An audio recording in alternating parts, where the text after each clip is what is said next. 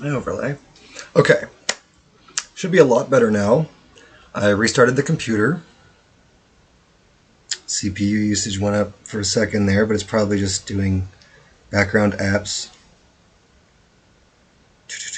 What else can I close? Nothing special. It's just opening background shit, doing its normal boot up process. Um, yeah, we're back down to a reasonable CPU. Yeah, so it should be better now. Apparently, I was still downloading Destiny, but like I rebooted and stopped my download. Like that should do the trick. Which you're probably not seeing any of this yet, but you will.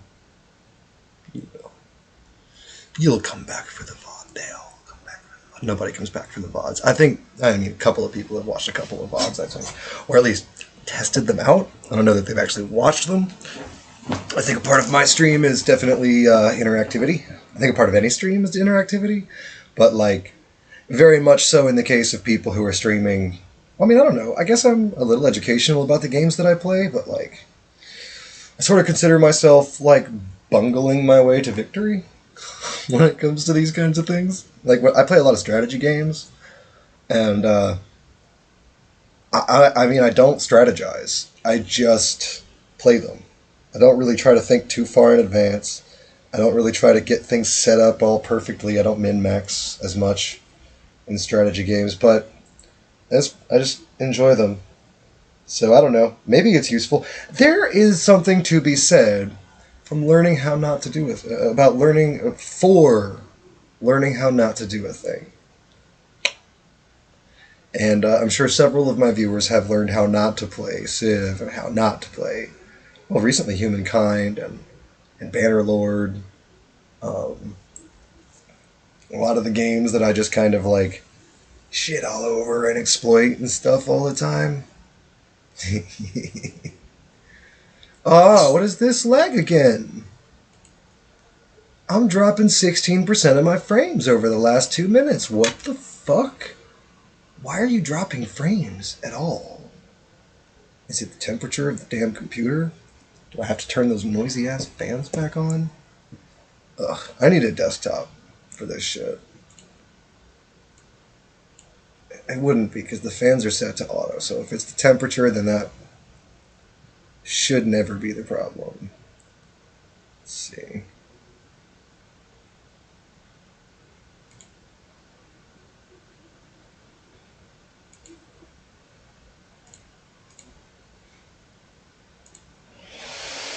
Let's see if I max them fucking fans.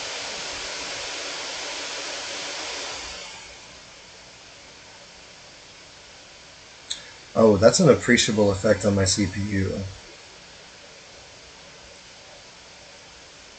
Oh, hey, you're back. Somebody's back. Somebody's here. I assume that the M-Doom is back. But then again, what they say, when you assume,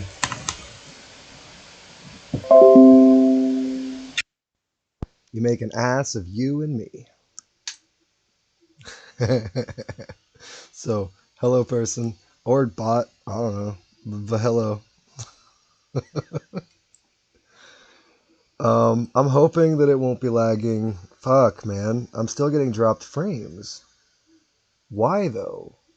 I'm literally doing nothing but fucking webcam. I'm not even running a game right now. How bad have my streams been? Or is this just today? It might just be a today thing. I mean, it could be the weather. Again, I'm pretty sure my lines are buried, but I don't really know what's up with the infrastructure of my local internet company. Nobody pays me to know that stuff, so like I don't know it. Which is, I don't know. There's a lot of stuff that nobody ever paid me to know, and I do, but like that's not the point.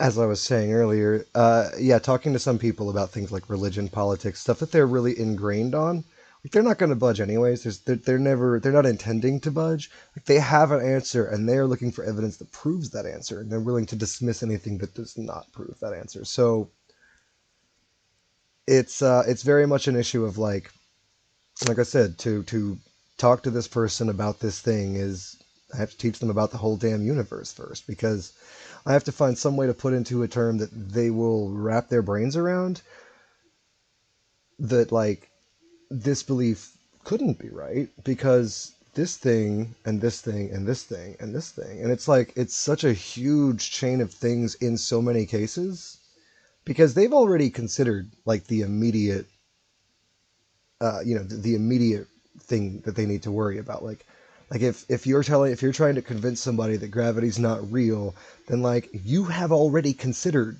the argument of like, oh well, I dropped something and there you go, that's proof that gravity's real. Like they've considered all that. So you have to find the much, much, much deeper down shit they haven't considered. And that's tricky because everybody with a crazy theory has considered a lot of ways that that crazy theory could be argued against and argued for, and etc. And there's, I won't say that they're prepared so much, like people with crazy theories, but I'm not really either, Like, I don't walk around everywhere with like references I can cite handy for you. I mean, in a sense I do. This thing sucks to type on though. Like I'm not Googling everything for you right now. Like fuck that noise. Um, I mean, look, don't take my word for it. Go do some research, right? I did. That's the thing. Like maybe part of it is just like, look, I didn't fucking spend all of my time learning this shit so that I could try to pound it into your backwards ass brain. Not anybody here in particular. I've actually gotten along really well with everybody on my stream. Seems like my views and their views tend to often align. Kind of makes sense, who would sit around watching a guy play a video game for 6 hours who was just talking some shit they hated, just fucking fuming. Like, oh, this son of a bitch and his fucking Civ and all of his fucking liberal politics and his vaccines that make babies gay and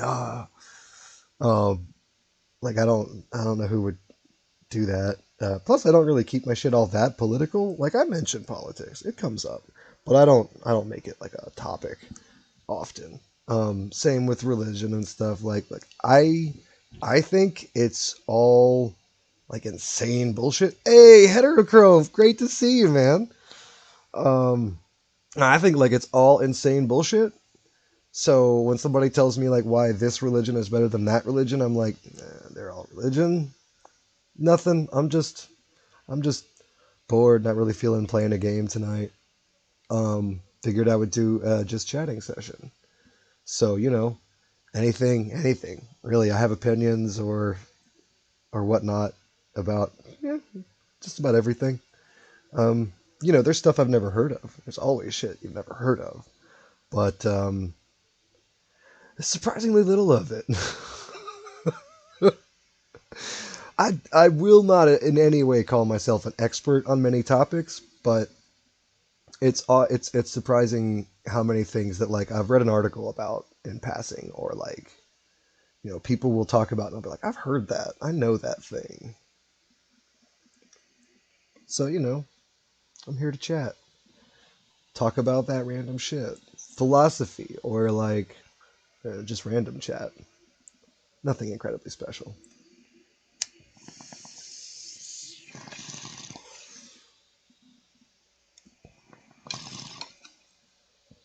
M Doom was here a little while ago. I had to restart the stream because the lag was so bad.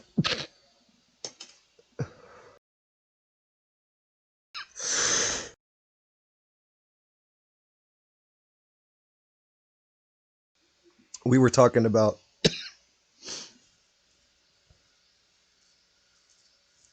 Oh, really? Well, I'm sorry to do that. Uh,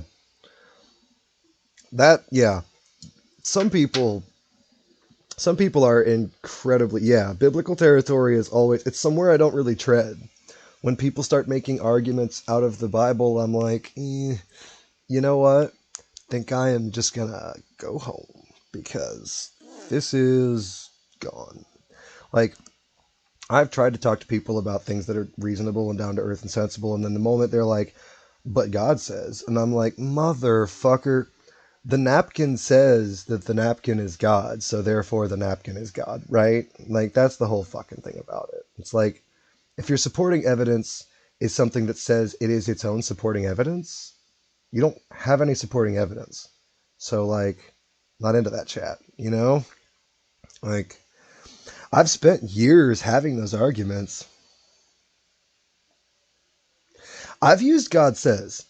I've used lots of God says. Yeah, because God often says like the opposite of what a lot of the super dug in and entrenched, in particular about conservative values, but not exclusively, people believe. It's like, yeah, I mean, Jesus was like Jesus and supposedly God, like not Yahweh of like the Old Testament. Yahweh is like a fucking stone cold prick. Um, yeah, but like Jesus, I love this one too because like people get so offended when you say this, and like it's all complete truth. It's based on their own book, like it's their thing. Um, yeah, no, the Old Testament counts when they want it to count, right? Like because God, so heaven came under new management at some point, and so like Yahweh God is like not cool anymore. Now we have Jehovah God.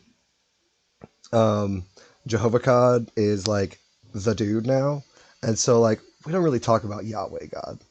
Yahweh God is like now the stuff that Yahweh God did that we can use to inspire fear and indoctrinate people with. We'll bring that up. Oh yeah, baby. Oh yeah. Like, don't you dare start telling me some Old Testament biblical shit unless I'm coming at you with some fuck, what is that? What's the damn book they love to use? Ah, Leviticus. Unless I'm coming until like and then come at me with some Leviticus shit, right? Because that's Old Testament. So like, don't even start with that shit. Um,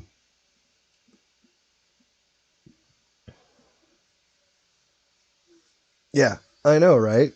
Like some Old Testament shit. It's that's the problem with religion. It's like it's about how can you cherry pick this to best suit your needs in the moment right now, and that's the first thing that got me off of the religion thing. Like when I was a kid, all the way up until about 12 years old, like I wanted so badly to be like this super born again Christian, like upstanding role model for society kind of figure. Like that was my whole thing was like, I'm going to be like the best possible Christian guy that ever, was ever a thing. And like, see, they always avoid talking about the content and start talking about their theology degree. My apparent lack of background in Christianity, despite me literally knowing Bible content. It's interesting. According to multiple studies done at several major universities, I don't know all of them, but I know one of them was Oxford, and I'm pretty sure that Yale had done a study about this as well. Um, Atheists and people who do not follow a specific religion tend to be significantly more educated than people who do about those religions. I think it's the know thy enemy principle. Like I think like I know that I know a lot about religion because I spent my life really wanting to find the right religion. It was made very clear to me early on that like not having a religion was unacceptable. I didn't have to have exactly the same religion as other people, but like not having one was not going to be tolerated. And I grew up in the deep south for a fair portion of my life, not the entire time, but like a fairly large chunk. I'd say like 70-80% of it. I grew up in the deep south. Um, And so, like, I learned everything I could about every religion that was offered to me, and I went to a lot of different churches and a lot of different variants and types of Christianity came up in all that. And so, like, the thing that I saw most consistent across the board was that it was really inconsistent.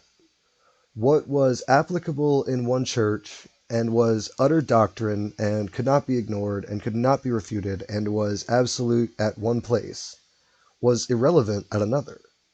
And let's see, someone even went as far as to suggest that mankind's theology is a more reliable place to know what God has said than the Bible itself. I mean, there is a certain degree of truth to that. Ah, see, I thought you just bailed on us, man, which is cool. Like, feel free to bail. You know, you're not a prisoner here at all.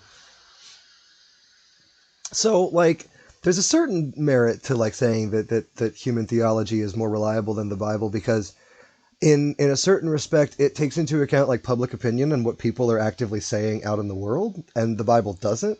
But the deep flaw in that statement is also that what those people are saying is in relation to or founded on something that comes from the Bible. So, like, yes, theology is probably a more accurate way to gather, like, what people have thought of God over the years and, like, what God has been interpreted as saying over the generations that go by. See, like, if I find the Bible says X and Aquinas says Y and X cannot be Y, Aquinas is right. That I mean, that sounds like somebody who has set into their mind that there are indomitable figures in their belief structure that overrule reason. So, like, Aquinas or Aquinas, Aquinas, I don't know. I'm probably just butchering the whole thing. Doesn't matter. Old Aquafina boy there. Like, regardless of what he said, it doesn't matter if he says something, and it doesn't matter if the Bible says something, because, like, we're still just having an argument about, like, is this not supported by evidence thing true? And it, like, that, none of it's evidence. You know, they don't see that's blasphemy. That's insanity. You kidding? Like, that's obviously blasphemy. That's as plain as day the most blasphemous thing. Like,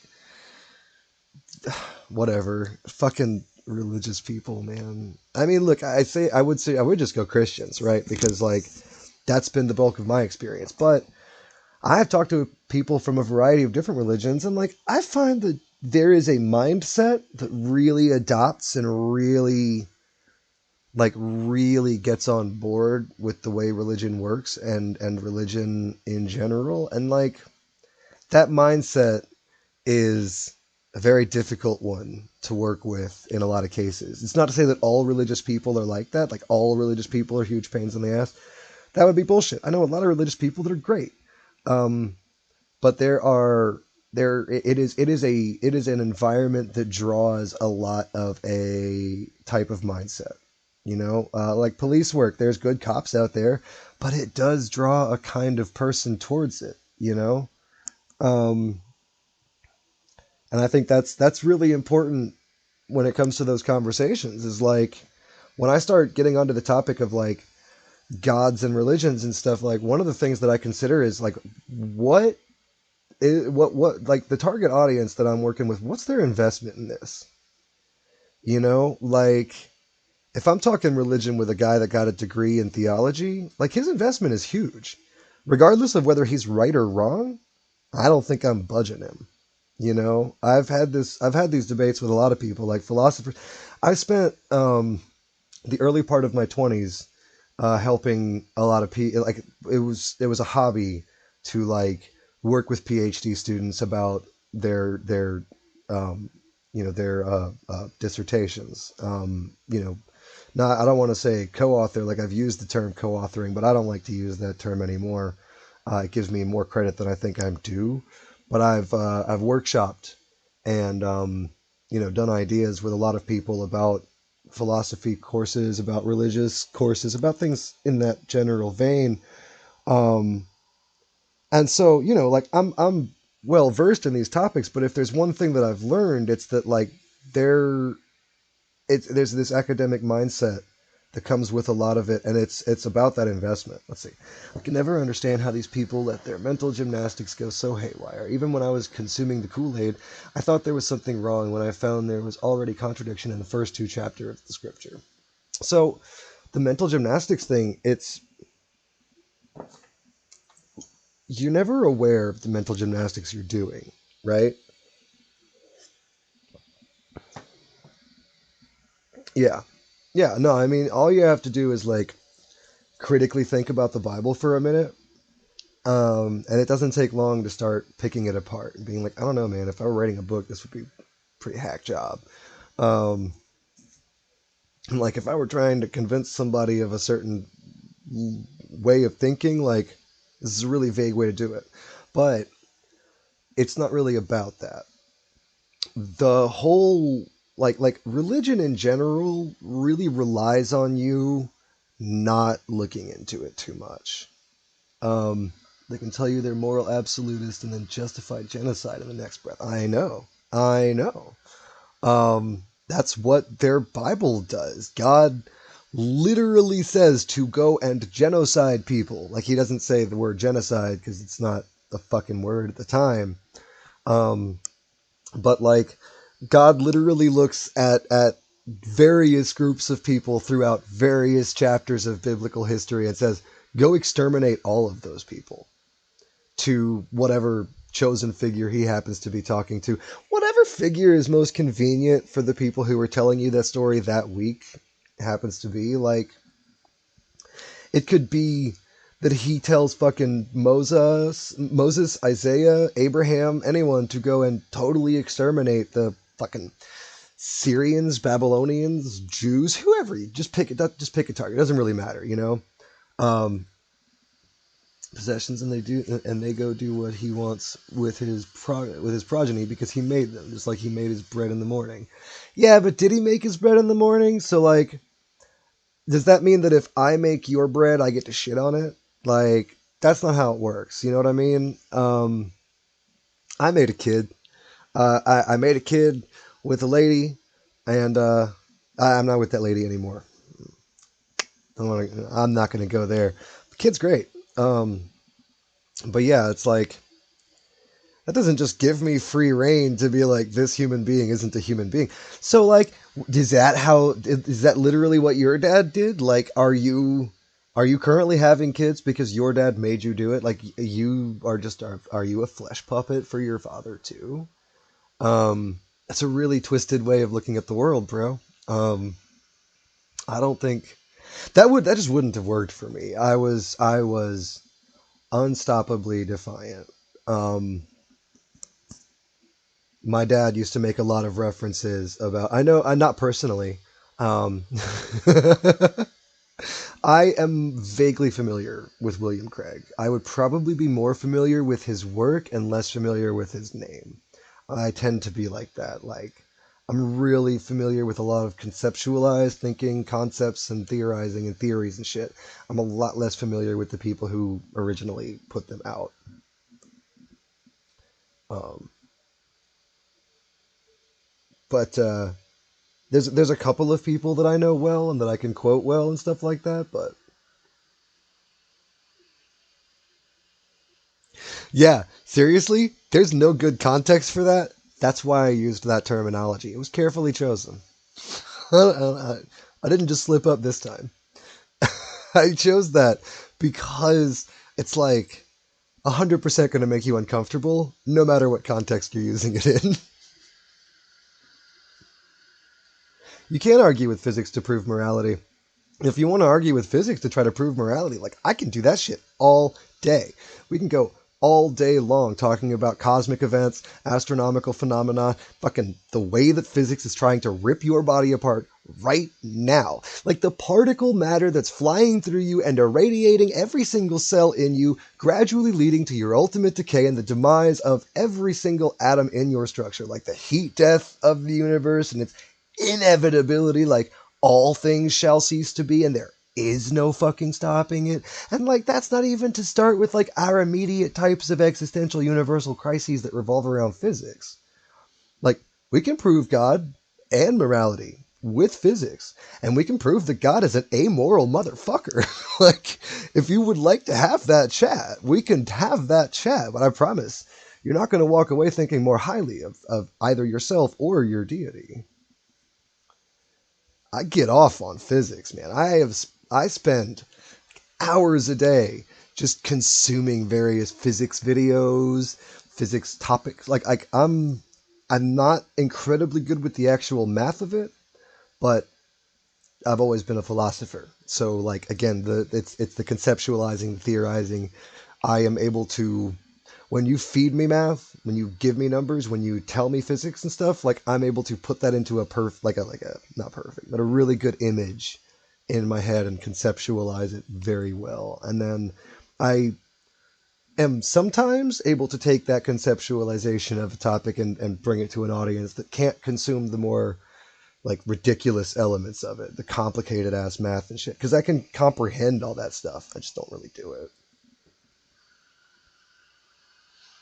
Seems like a nice guy until he says it's more tragic for the soldier who killed Canaanite children than the children because they get respawned anyway. Nobody respawns, bro. It ain't a video game. Um, yeah, that's weird. It's not to say that it's more tragic for this person than it is for that person is to say that you understand tragedy in such a way that you can define tragedy for every individual that suffers tragedy. I think that's arrogant, at the very least. And, I mean, dangerous, possibly at the worst. Uh, because to say, I mean, if you were to say that you think you would rather die than to have to live with killing someone, all right, that's fair. I can see that. Yeah, all right, but that's your opinion. That's your expression of what you feel and think. I know, right? No, seriously, it's people that say like it's people that tell me that they don't think I have a moral structure because I don't have a religion. Um, I don't even fully claim to be totally atheist. I just believe in less gods or more gods than other people, depending on the time of day. Like it really doesn't matter. It doesn't matter. Like it's irrelevant what I believe because I am a tiny little figment of dust that lives with billions of other bitsy wincy particles of fucking dust on what is effectively a little fucking particle of dust which rotates itself around, I mean, a fucking particle of dust. When you compare any of this to the grander spectrum of how vast the universe is, who gives a shit what I think? Like, so who gives a shit how many gods I have? I don't. In the morning, I'm an atheist. In the afternoon, I am cursing the fates, of the ancient Greek pantheon. And by nighttime, I am busy talking about how much the Christian God sucks. And the thing is, you don't invest that kind of time into something you genuinely don't believe in. Let's see. So, like, maybe I do believe in gods. Maybe I don't believe in gods. Maybe I just believe that the exercise of belief and disbelief is healthy for the brain. Let's see. And they say without God, anything is permissible. Seems like with God, everything is justifiable. Yes, that's exactly the issue. Like when people say that you can't have morals if you don't have the Bible, like I go and I look at the morals in the Bible and those people frighten me. If that's your moral code, then like I want nothing to do with it. It's twisted and it's fucked up. And it's like, I mean, it's completely unacceptable, you know? Like, yeah, a lot of it's Old Testament references that I have, but like, again, you don't get to say this book is part of our book. Like, I've read the King James Bible numerous times. The Old Testament, not the entire Old Testament, but like a fairly large portion of it is included right in the beginning. Like, it is part of the grander Bible. You can't just be like, no, that doesn't count. That doesn't exist. That's not a thing. No, it is. Like, if the Bible starts in the same place, like if you still start with Genesis, then like sorry, dude, but you don't get to just be like Genesis on to Matthew. Or like I don't know who actually is the first book in the New Testament right off the top of my head, but you get what I'm saying. You can't just be like fucking start at the you can't, and especially not when you're going to be like, okay, so Genesis and Leviticus, and then to Peter or whatever. Again, I don't know which one is the first book of the New Testament because I I was like 17 when I was taught that there were differences, that they was considered two different books because I had been handed Bibles all my life and told this is the fucking Bible, right? And so I was like, okay, so this whole book is the Bible. It's the Bible. It's a book. All right. And like the fucking Old Testament's right there in the beginning. They all start in the beginning, there was the Word, and the Word was God, and the Word was good, and etc. And blah blah blah blah blah. And I could keep going for probably an hour or two just reciting the first fucking couple of pages of Genesis, but I don't fucking feel like that. That's annoying. So yeah, you can't hand somebody a source material and say this is the source material, and then say, okay, now that source material, it only applies in the ways that I say it applies. That's not how that fucking works, dude. This says right here, the source material that you gave me says right here that if you offend thy neighbor, you shall burn an ox on the Sabbath. All right? And there is a distinct lack of burning cattle in my neighborhood. All right? And I know that there should be, because like everybody's always offended by something, right? So like and that's the thing. You can't be like, all right, here's a book about math, and now only the parts that I say are true are actually true. Like, fuck you. What makes you so special that you get to dictate? Like that you get to hand me source. You get to give me the tools to go and learn the thing myself, and then say that like what I learned from the tools you gave me is wrong, and not just that like I got it wrong a little bit. Like I'm fine with that. I'm good with getting things wrong, but that like it's it's more complicated. It's like, oh well, but it's only the ones that we think are the right ones, and etc. It's like, but who fucking decided what the right beliefs were? And like that seems really nebulous to me. That's like that's one of those things where I'm sitting here and I'm like, I'm sorry, motherfucker, but to me, what you're saying is that Joe Blow 2,500 years ago didn't want people thinking about his hot wife or whatever. And so, like, that's why now there's mass shootings. You don't make. No, I'm sorry. And you can't tell me that, like, oh, well, God is the love. This one gets me a lot, right?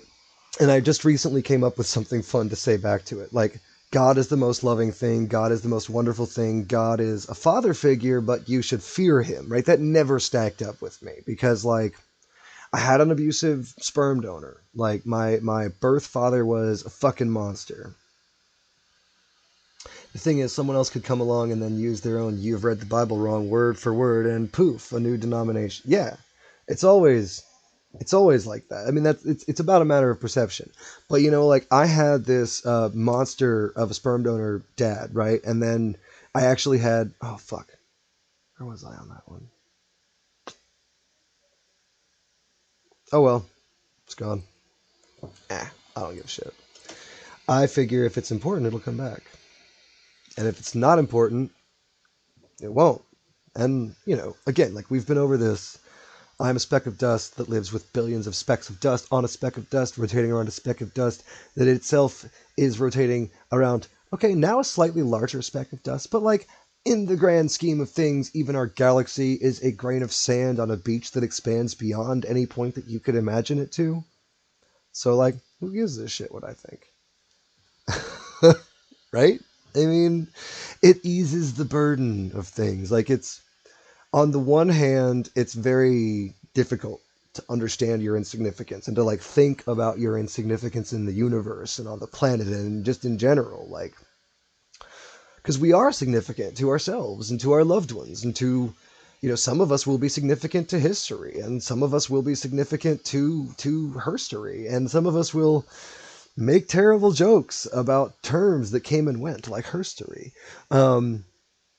And then the but at the moral of it at the end of the day, like sure, maybe I won't make some kind of phenomenal positive impact, right? But like, it's a pretty good chance I also won't fuck it up so bad that like people are in dealing with the aftermath for a long time. So like, that's really a load off, man. Like, I just don't want to destroy the world. Like, that's all I'm really worried about. Yeah, it's true. But the reason that they want to belittle your opinion because is largely because they themselves feel very belittled by the universe and the world around them. And when we are weak and we are small, we are prone to violence and anger and reaction. It's when you back an animal into a corner, it will attack. And a lot of those very people that want to belittle my opinion, your opinion, and generally just seek to belittle opinions are animals that feel backed into a corner because they have this emotional tension that they don't really know how to deal with, and it provides all of these psycho disturbances. But I'm just using psycho as short for psychological, which now that I explain that removes the point of using it as shorthand. Not really the point though. Anyways, like it leads to a lot of issues that are stem outwardly from there. So like I don't know, when people want to shout at me about my opinions and tell me like how fucked up and how wrong I am, like firstly, I'm flattered that you care about me that much and that you actually want to take time to try to shout at me. Thank you. That's very sweet of you. And secondly, like I'm so sorry for you that something is going on in you that makes you feel like you need to attack. Um, let's see. Also, they think God does because his feelings and whatnot. Sure, if God cares about me as an individual, like that's pretty incredible. You know, I have a lot of questions. I need some answers, and I also have some very direct, not questions, but statements about how I think management needs to do things differently, and I don't agree. And I'm not willing to politely sit by and say, okay, God, tell me why I'm wrong about everything. Because quite frankly, you can't tell me why I'm wrong about everything because I'm not about some things, right? Like anyone who would make child cancer a thing is a dick. Period. Like if God invented everything, right? And if God just works in mysterious ways, then God gives everybody child cancer. That's a dick move. That's a huge dick move. So, like, I don't know if he's a good dude. Like, if God's or woman or I don't know, whatever. If God is a kind or benevolent entity, then like I have some fucking questions about shit like that, And I mean, if God really is an infinite, all-expansive entity that begins and ends with all time, like if God is the thing that people keep trying to convince me that God is, then like he's got time to answer these questions. So where the fuck are they? Like, this is the thing. You can't, on one hand, be like, God is all things, and then on the other hand, be like, you never get to have any kind of anything with God. Like, you never get to have answers with God. You never get to have chats with God. Like, you never get to, like, sit down and be like, motherfucker, tell me something. All right, so therefore, either God doesn't exist, God doesn't give a shit, or God doesn't have the ability to do that. And if God doesn't have the ability to do that, then God doesn't have all the abilities that God's supposed to have. And therefore, we could go down this fucking rabbit's hole and like just spiral this direction all night long because there's so many things that like, well, if God can't do it for whatever reason, or if God won't do it for whatever reason, then like this other fundamental principle of God can't be true. And therefore, like, if these fundamental principles can't be true, then, like, can any of the whole thing be true? Um, yeah, right. Oh, yeah, no, I totally, yeah, no, I definitely, if God needed to give babies cancer to show his power, like, there's no way that hurricanes could do that or that, like, there's any other way than to just give babies cancer. No, you know what? Now that you point that out, super relevant. I get that. That makes a lot of sense. I retract my statement. Child cancer is not a dick move. It's just a test. It's a test for mankind. Because non dicks are always putting you through tests that actually cause you serious emotional trauma and lifelong issues, Like, people that love you are regularly testing you to make sure that you love them as much or more than they love you. That's what love is. In a seriously emotionally unstable and unhealthy kind of environment, like that's how people that are obsessed refer to love. Because like by that argument, God is kind of a dickheaded boyfriend or maybe like an asshole dad who just is gonna like make you prove to them all the time that like they're number one. Like that's super narcissistic, and That's really fucked up. So again, like we're back to like I have some questions, you know? Let's see. Also, have I forgotten the cancer patients get respawned at the end? Yeah, I know, right? So if they instead, I mean, that is the one belief that I find really truly dangerous. I actually overlooked how dangerous it was until the pandemic. That belief that like we all go to heaven, like I overlooked how dangerous that can be until the pandemic came around, and my fiance's family, her dad was on the phone with somebody from his church, and she was like an elderly lady, and this is before the vaccine. And he's telling her, like, nah, we don't wear masks anywhere. We don't do any of this nonsense, any of this bullshit. And so then she gets fucking COVID, right? And like, so the lady survives, but like with seriously permanent fucking problems. Um, and then actually passes away later on from something that shouldn't have killed her. But, nobody wants to admit it. There were some serious complications from COVID that ended up making the thing that shouldn't have killed her kill her. So, again, we're getting a little sidetracked there. Not that this has a track at all. Like, I am not on a straight path. I am just veering wherever the fuck the brain goes tonight. Um, but yeah, so like he's on the phone with this lady and he's telling her, don't worry, man. We're bulletproof. There's heaven anyways. We don't die because we believe in Jesus. And I'm like, that's a really dangerous thing to tell people because they might believe you. And then they might believe that that's the way it works for other people. And then we have like big problems. like if enough people get that idea, if enough people genuinely get the belief that like there is no consequence and that they just have an eternal existence, that's a problem, dude. That's a really big problem. Let's see. Your Honor, technically I sent him to heaven, so it's not murder. It's a camping trip in paradise. Kidnapping. It could be kidnapping. Was it voluntary? Like, did you have his consent to send him to heaven? Because in that case, that's human trafficking.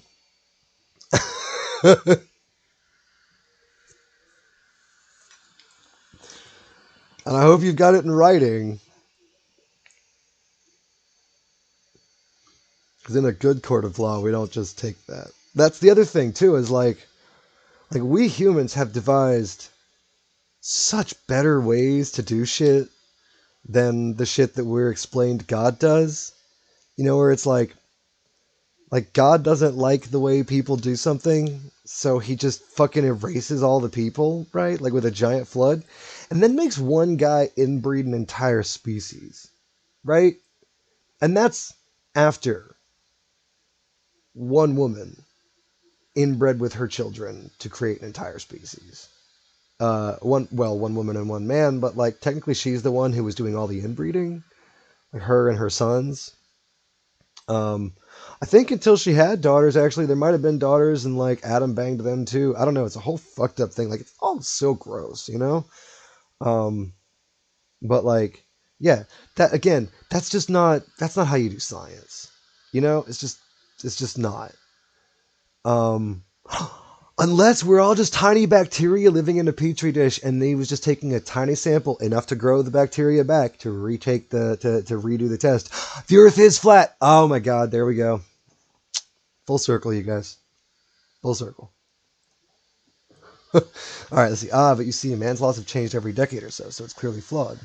As opposed to the unchanging law of God. Ignore the silliness of punishing every little crime with death. Also, ignore the, like, rapidly changing laws of God based on whatever man is telling you them. By man, I'm just referring to human, although statistically most likely to be a dude anyways.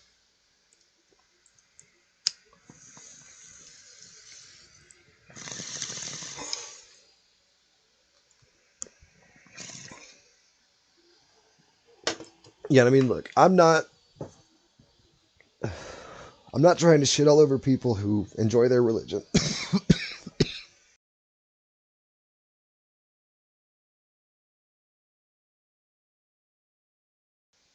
I strongly believe that anything that helps you get through the day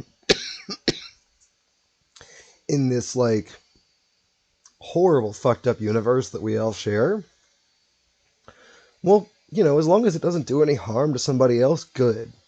Have that thing. If some crazy ass belief gets you through the day, like if the only way that you can make it through your week, let's see, OMG, not the flat earthers. They have so much mental energy to prove it's flat that they ran out of it to imagine how a flat surface for a short length could be curved at a long distance. So you've been some great listening. Yeah, definitely, man. Have a great night, brother. Thanks for coming by. I appreciate having you. So Heterochrome, I don't know if you've checked out Doom's channel yet, but he is a cool dude. He does a lot of cool different games. Um, a lot of shit that I'm not really familiar with, but like I've heard the name of it and I've heard how good it is, like Hollow Knight, Cuphead, stuff like that. I don't know if you still play Cuphead. Right now he's playing Final Fantasy. So let's see, twitch.tv. I really should do something about this. Not having any kind of call outs type of thing. But, I'm one of those kinds of guys that like in my pursuit to stay lazy, I often inadvertently cause myself more work. So, like, I've been lazy about actually setting up bots on my channel, to do this shit quick and easy. And so I don't have quick and easy. And now I have to do it all slow. It's like, fuck. It's like when it's like when you're trying to use a stick to like reach something, like to push a button on your TV, and you stretch, you're like, oh, you're trying so hard, you end up just knocking the fucking TV down. It's like, well, you should have just gotten up. So my whole life is basically stretching to to push a button on a TV and knocking it over. Anyways, have a great night, man. Thank you so much for coming. It's awesome chatting. Let's see. I think people on the equator and South Pole would fall off the Earth. Literally. Ah, yes. The understanding of gravity thing is a little difficult because when somebody fundamentally doesn't get like gravity, there are ways to get that through to them, like how gravity works. But like then to attach that knowledge to like their already well determined notions of like what they believe about a thing, right? So like I can explain to somebody how gravity works. And they'll be like, okay, actually, yeah, yeah, all right, totally. I agree. Yeah, for sure. Like gravity is a force in the universe that attracts objects to each other. And that force, when an object has any kind of mass, which is, that it exists physically, um, that force is exerted from that object in all directions. It's just emanating, right? Like, we can usually agree on that much. But then, to bring the concept back around to them, see where I went with that? Back around to them. Um, and then say, like, okay, so now that we've agreed that gravity on any given thing always goes in all directions, right? Then, like, it would stand to reason that if anything had enough mass to, like, generate a significant quantity of gravity, like if there was large enough objects to like hold up billions of people and like lots of fucking infrastructure and beautiful natural wonders that my fucking Amazon show likes to show me pictures of, um, then like it would just end up being a sphere, not for like some kind of sinister we want you to believe this like deep con because we're all so invested in it. Like I'm not that invested. If the Earth was flat, it wouldn't change shit about my life. Um, as long as the physics all still worked, Um, like if this thing were flat, like whatever, that wouldn't change shit for me. But like that's not how physics works, and that's the thing.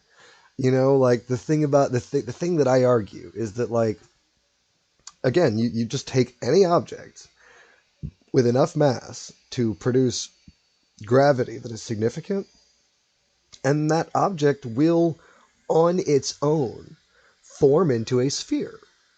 Because the gravity works, it doesn't go like, okay, I'm gravity that only works up and down, and you're gravity that only works left and right.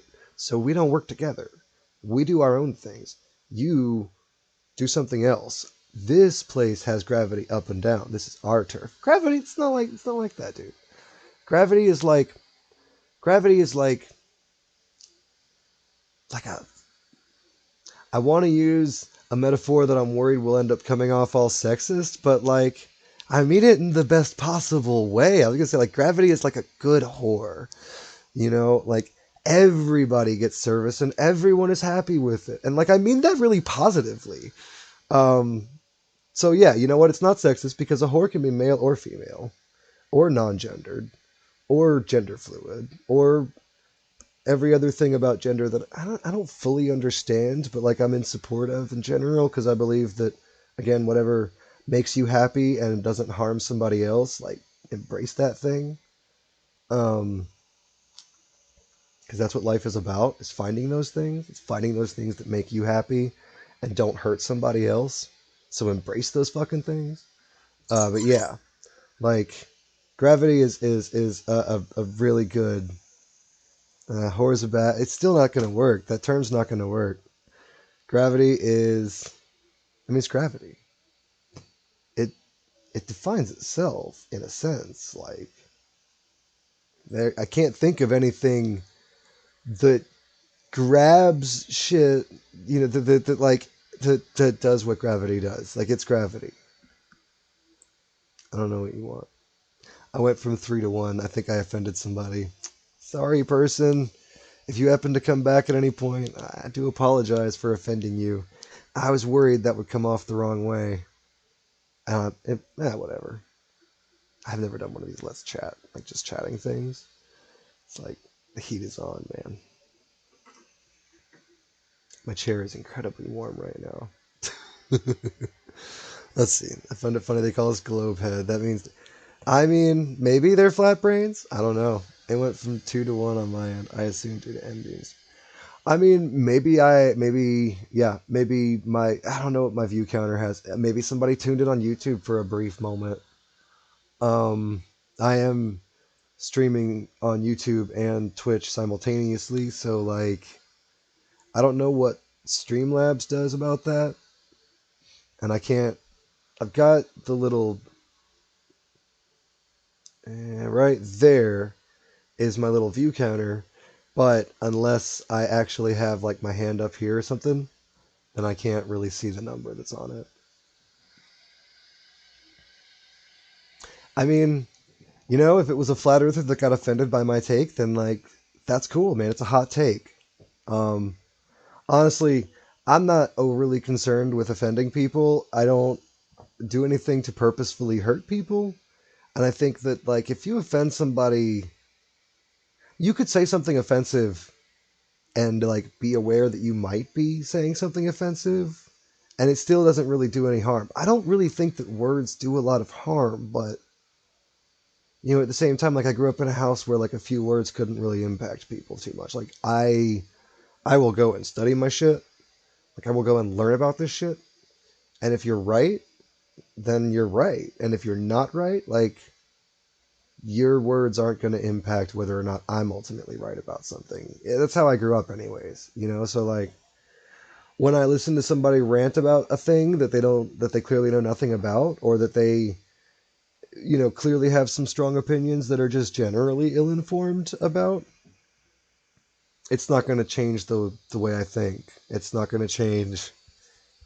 Like, I mean, it'll change my viewpoints if somebody really presents a good argument. I am really happy to change the way that I think about topics when I'm presented with a body of evidence that is, fucking that changes my mind. But I just I don't usually find those when people are like passionately ranting a topic. It is more often like wild opinions with like a nugget of truth as supporting evidence, but like that nugget is like if you took a chicken nugget and just fucking flat rolled it to try to get as much fucking surface area as you could out of the thing. It's kind of nasty now. It's all messed up. You wouldn't want that nugget. Um, That's kind of how I see a lot of the, especially political topics that I see. Like, I find myself politically fucked up because, like, I deeply disagree with conservative values, and I think using the word values is probably too strong of a word, but conservative ideologies. Um, but I don't feel like the party that is supposed to represent me, like that is supposed to be the contrary to those extreme conservative opinions, is really that contrary to them.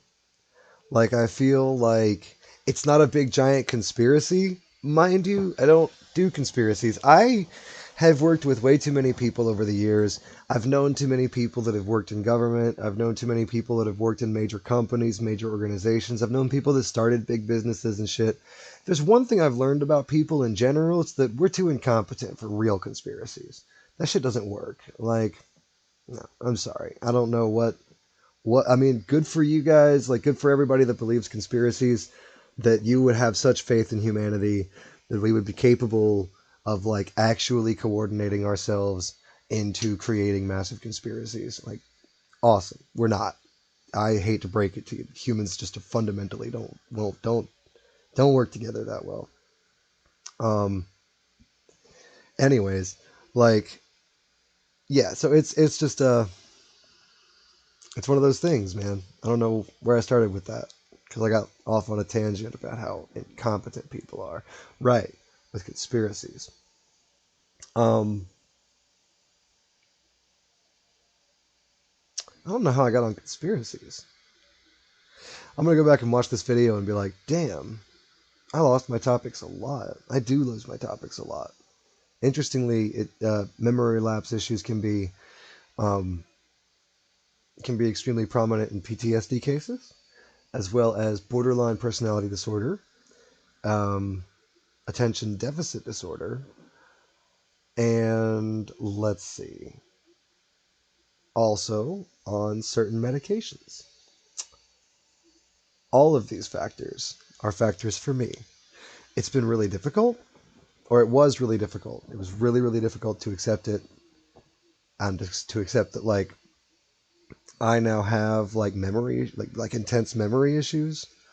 Um, and that's a part of my existence now. So that was difficult to accept, but now that I have accepted it, it's a lot easier to live with. I set myself reminders for things. I have a smart device in every room of the house to remind me of all kinds of shit. You guys hear my fucking meds reminder go off every day at 3 a.m.? I would fuck that up so hard if I didn't have reminders. Because I'm scatterbrained. I'm I'm not able to speak as fast as the shit that's rattling through my head. And so by the time my mouth has caught up with where the thought like was a while ago, like the thought has had to wait long enough for the mouth to finish saying it. And it just doesn't work that way. The thoughts go quickly. They move fast. And you can try to keep up with them, but like it's very difficult.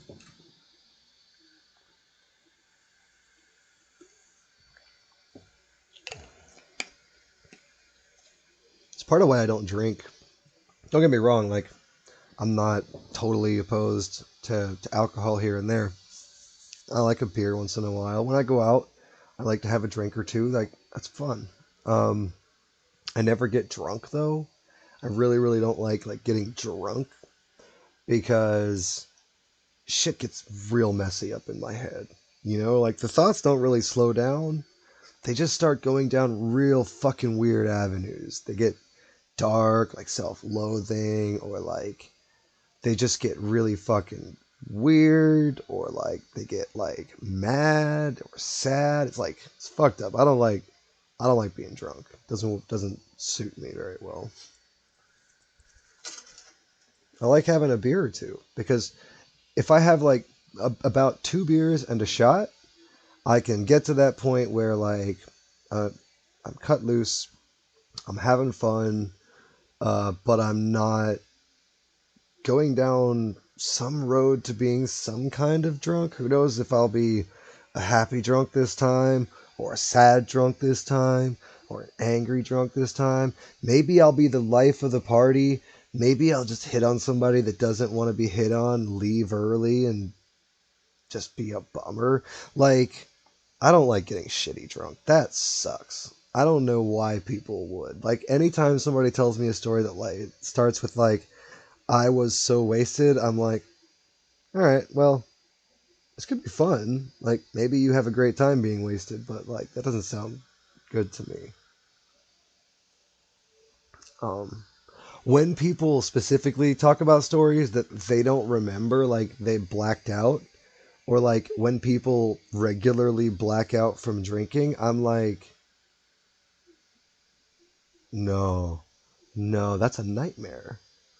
Like huge gaps in like I lose my train of thought fairly regularly, and I forget appointments and stuff. But like having like 6 hours of the night where my body is active and like uninhibited that I don't know about, nah, dude, no, that does not sound fun to me, not at all.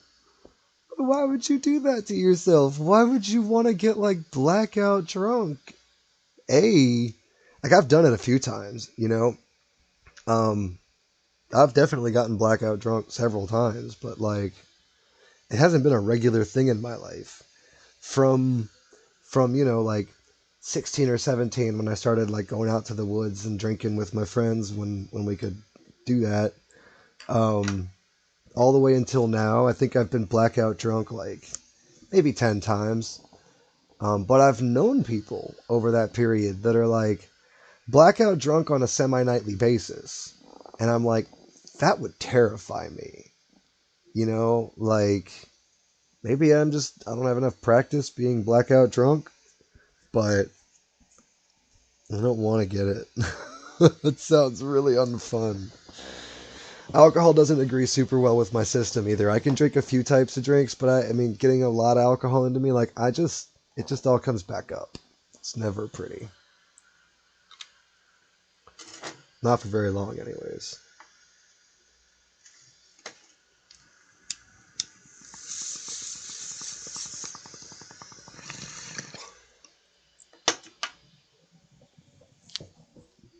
Do, do, do, do,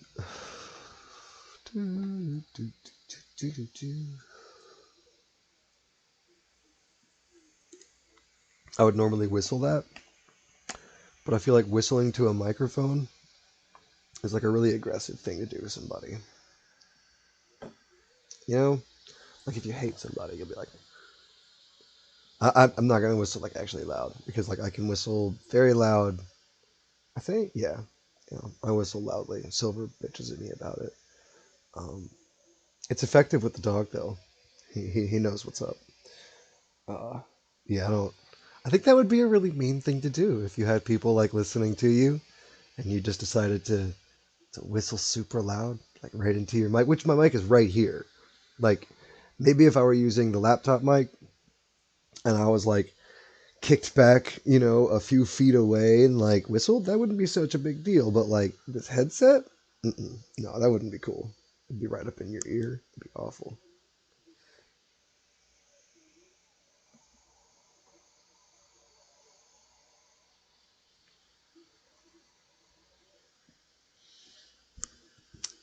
The show covers that I am offered on my little fucking Echo show thing. I've got one of those here. I'll just fucking hold it up.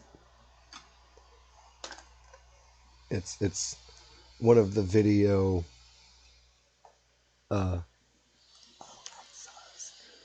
I don't want to say her name out loud, but it's one of the video ones. And so like it shows me ads for things, mostly just like recipes and TV shows, um, that are like on Amazon Prime and stuff. And then, but other than that, I have it set to show me news too, because I really like to keep up to date on current affairs. Well, I shouldn't say that. I don't like to keep up to date on current affairs. It's always so fucking grim, and the world is run by idiots, um, and populated by mostly idiots, and it's so stressful. But that's not the point. I do keep up to some extent, anyways. Um, I think that's important. It's relevant. It's an important thing to do. You know, those who do not learn from history are doomed to repeat it, and those that do learn from history are doomed to helplessly live in a world repeating it over and over. Not that, like, I don't know, the events of the current era are fairly unprecedented, but I mean, not completely. Like, morally, fiscally, socially, we're very representative of former eras. You know, the rise and fall of Rome tracks a very similar path to thus far the rise. And I mean, I hope not the fall of America, but like it tracks. Uh, and we're at a very like end times Roman stage in the way that America functions. Um, you know, with incredibly big wealth divides and shit. Like, to be fair though, like these are just like fucking names that we give a thing. Like a country doesn't have a sentient existence. Like a country is just the title of what we consider either our in group or an out group. And like in group and out group thinking is not really beneficial for humankind. So like I don't have an attachment to the country so much. I think that America as the idea that I was taught is a really good concept. Um, but the idea that I love would also be able to accept change and become something different. And that's not the America that I live in. So clearly, there is a discrepancy in somebody's perception. I think mine. Um, but you know, yeah. Moral of the story is like we are on a very similar path to the rise and fall of several empires throughout history. You know, Rome, Ottomans, like USSR overextended its means in a lot of very similar ways that America is right now.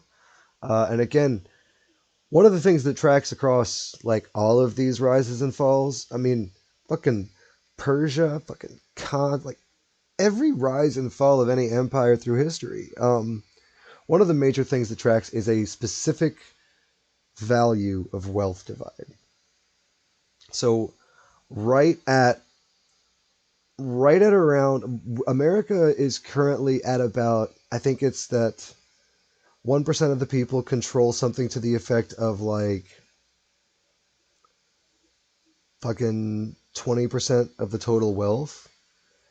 Uh, but when that number hits, because money is a finite resource, right? Like, I mean, we could print imaginary money all day, but then we either have to devalue the value of humanity and labor and stuff like which we've done numerous times throughout the eras. But like we either have to devalue all the value of what it means to be human or devalue the currency. And so, you know, currency is a finite resource. It defines what our resources are valued at, what our human expenses are, what our planetary expenses are. Like that's the numerical system by which we define those things. Because those things are ultimately what we're really trading. We're trading planetary resource or personal resource. Um, or even sometimes like just civic resource, you know, like, yeah, my city has water and your city doesn't, so we'll give you guys water. Like, that's a civic resource. Money is just a means by which that we measure that largely. The problem is when money gets concentrated into a group of people that don't provide a significant resource, then the people that do provide significant resources are then unable to provide those things. So, like, workers can't work, and manufacturers can't manufacture, and most importantly, the biggest thing of all, buyers can't buy.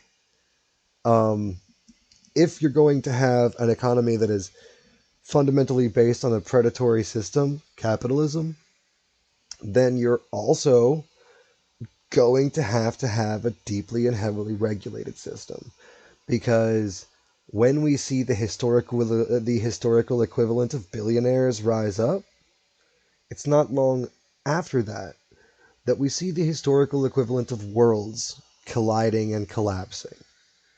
Um, Rome's shadow was so vast that for a lot of people that was the whole world.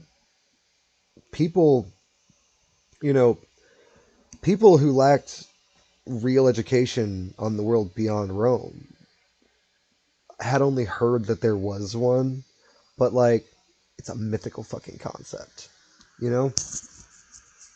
So when Rome falls and when all of the support of the Roman government stops and when all of the troops of the Roman government have to go back to wherever or disseminate among the people, and when everything falls apart like that, like that's the end of the world for a lot of people. So unfortunately, like the rise and fall of an empire is essentially just the changing of names and titles, because we as people will create new systems.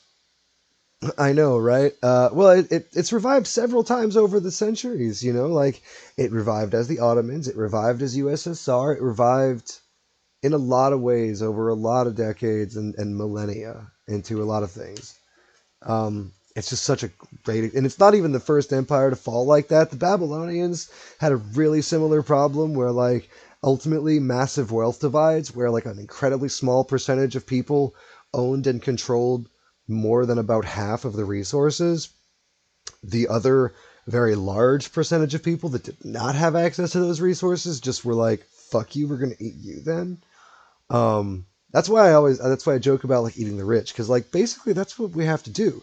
We may not physically eat the people that are rich, but like if you make normal not rich people desperate enough, and I'm not trying to say like I'm gonna go start some kind of fucking revolt or rebellion or some bullshit like that. Like I believe in rebellion firmly, but like the moral of the story is if you make those people desperate enough, they will just shut you down. Like they will consume you essentially. Like, people have in history, people have been murdered and had their assets disseminated. People have, like, that's what happened to fucking um um the French king, Louis, fucking Louis the 14th.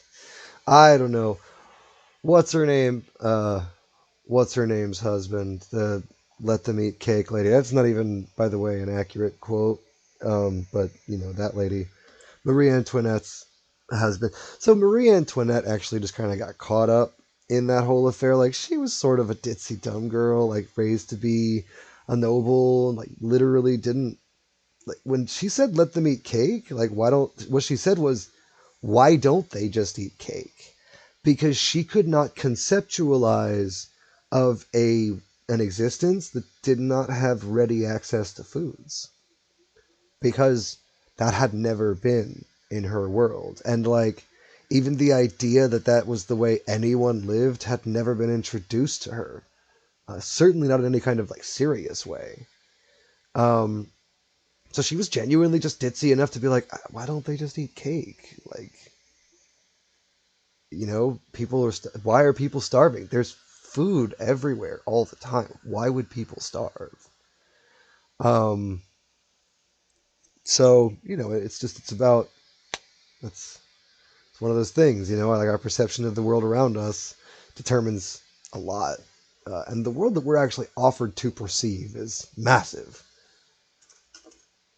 That's why now that I have the internet, like, I try to see little pieces of everybody's worlds, even the ones that I think are fucking insanity.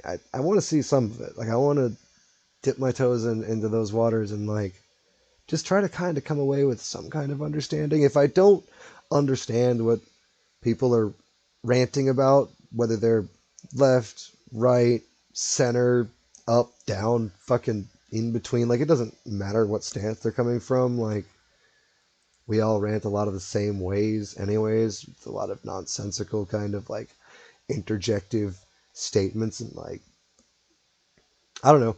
I don't think it's really uncharacteristic of general humanity that I rant in like a weird stream of consciousness kind of way. I think a lot of people do. Um, anyways, yeah, I'm gonna take a minute here. None of what I say matters.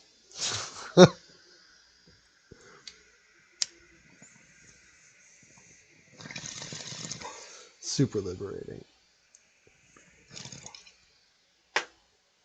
to know how fundamentally small I am.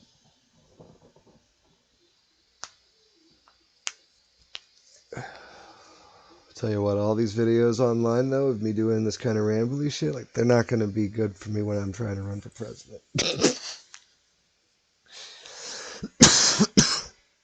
I don't know, maybe I could spin it some positive way. Say like, well, those are evidence that I learn, that I pay attention and try anyways.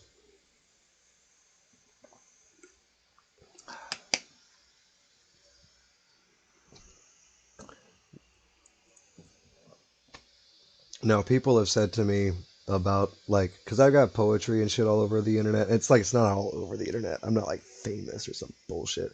Just that I have been posting shit for decades on the internet. So people have said to me like, what if you're running for president and somebody finds like this stupid bullshit that you said?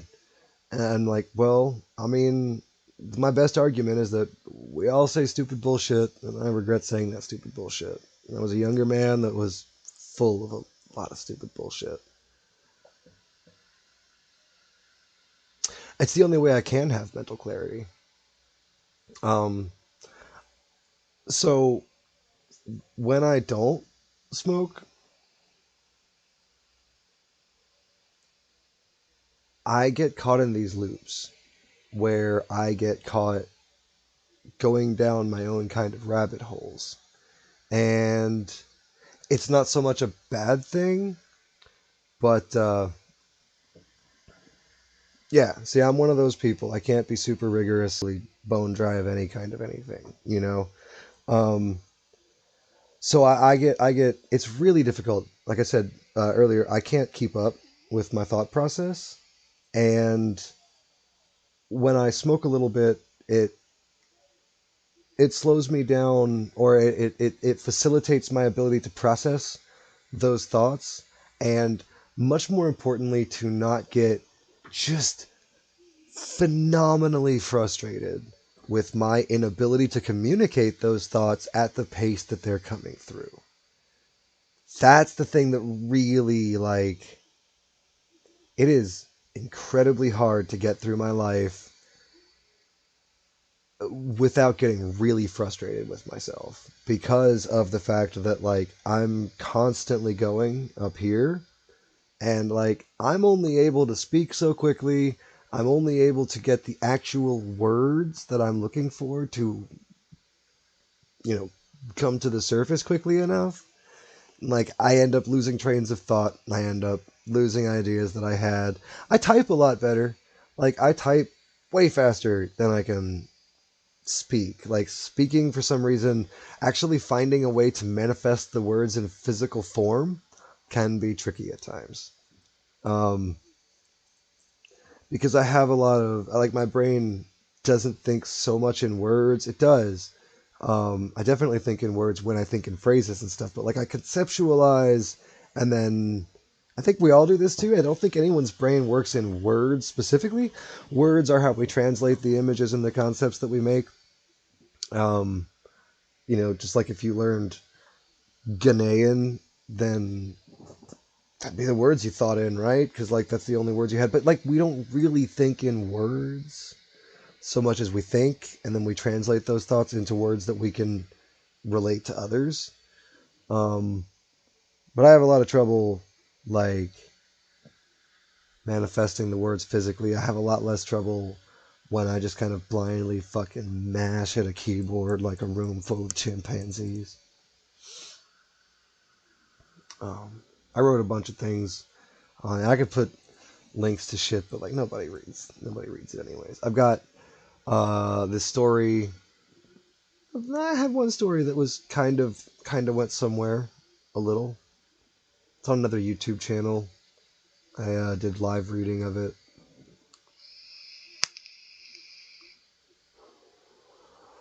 Well, I didn't do it live so much as I made like 15, like 10, 15-minute videos of like this where I'm just in front of a camera, but I was reading a story. Um, it's a cool concept, but like it didn't go anywhere. I still want to do it. I still would like to take several stories that I've written over the years and work them into YouTube videos to just be like kind of books on tape type of thing. But I want to work with somebody who's got like real talent drawing and someone that I can work with to like, I just want to have concept art that I can then navigate through the video itself, right? Like if I could get like three really good concept pictures for a thing that are like three core scenes or like include several scenes, then I could just take pieces of the imagery and hone as I needed in the video, right? And I've learned a lot more about sound since then, and I have much better equipment since then too. I think I might have done some of them with a headset. I'm not 100% sure, but they were all on my phone. So all of the YouTube videos for that series and couple like all the audiobook things I did, all of the YouTube videos are like phone quality with like a filter, which is kind of the best way that I could have them identify individually with thumbnails.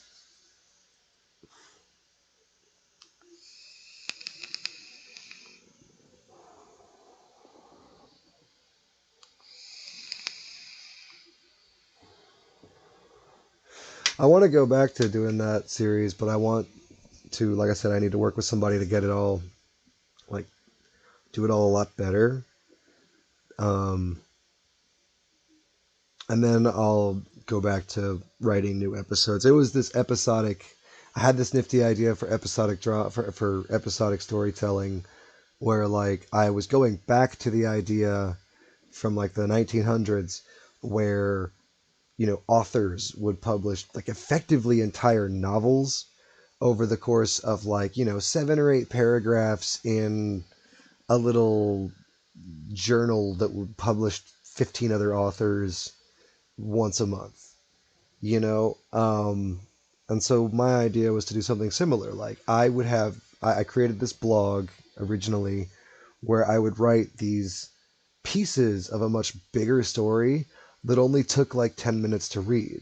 So I figured, this would be like when people are going on their smoke break at work or like when they're taking a shit, they'll get in their episode for the week, or they'll get in their episode of this show or of this story or that story, and then they'll come back for the next story. And like I got a few people to read it, but like blogs aren't probably the best medium these days to get a lot of attention. So it didn't really go too far.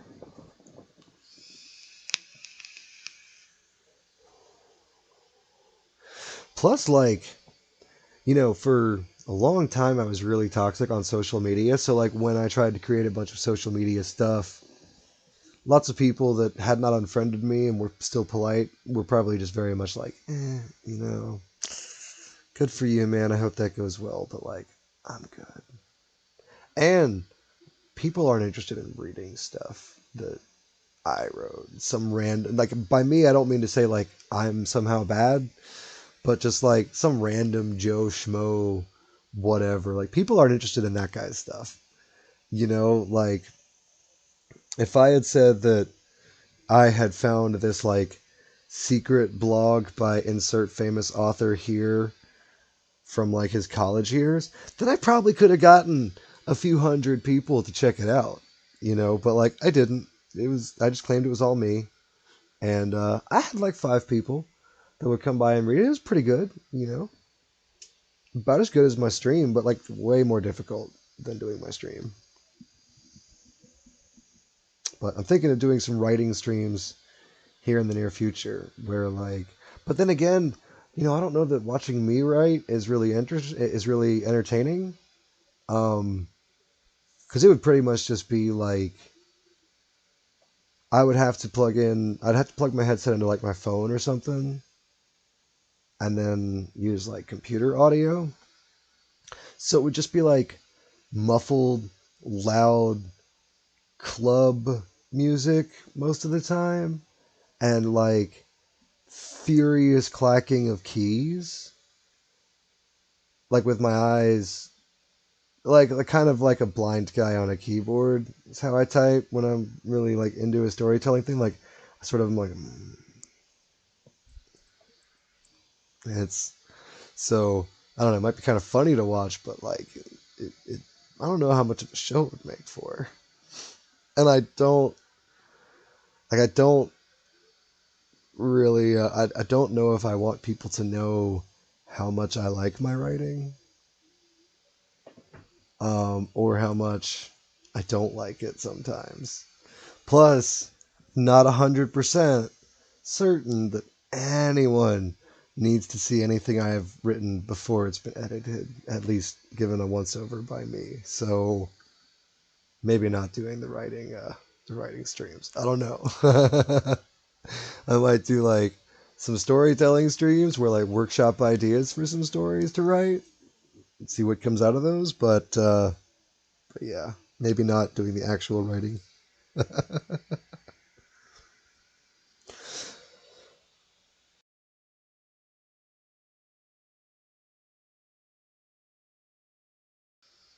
Cause like I'm a very flawed man, very flawed brain. Who's like I've written some really messed up things to then read over them and be like, whoa, that's not how that's supposed to come across. That's fucked up. Like that's creepy or sexist or just generally like that's not the vibe I was going for. So I'm not 100% sure. Well, I gotta sorry these pluses like I'm in the chat, and so like my mute and unmute button is the the plus because it is not a hotkey that's in like any games. Sorry, one second. Nope, wrong live scene. There we go.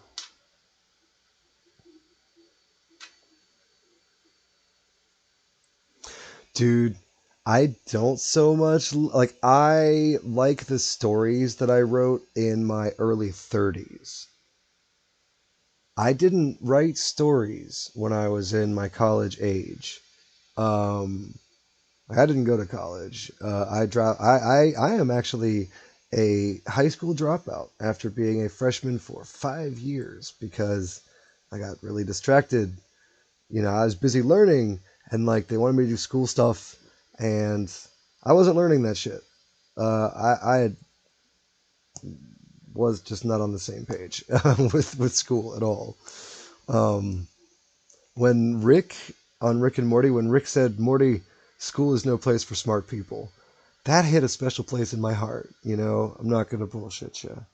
And when one of the first people I ever worked with on a big philosophy paper sent me William James's The PhD Octopus, I almost cried. She was like, "This is you, man. Like, you need this fucking paper." Which I highly recommend that. If you haven't checked it out, go check out William James, The PhD Octopus.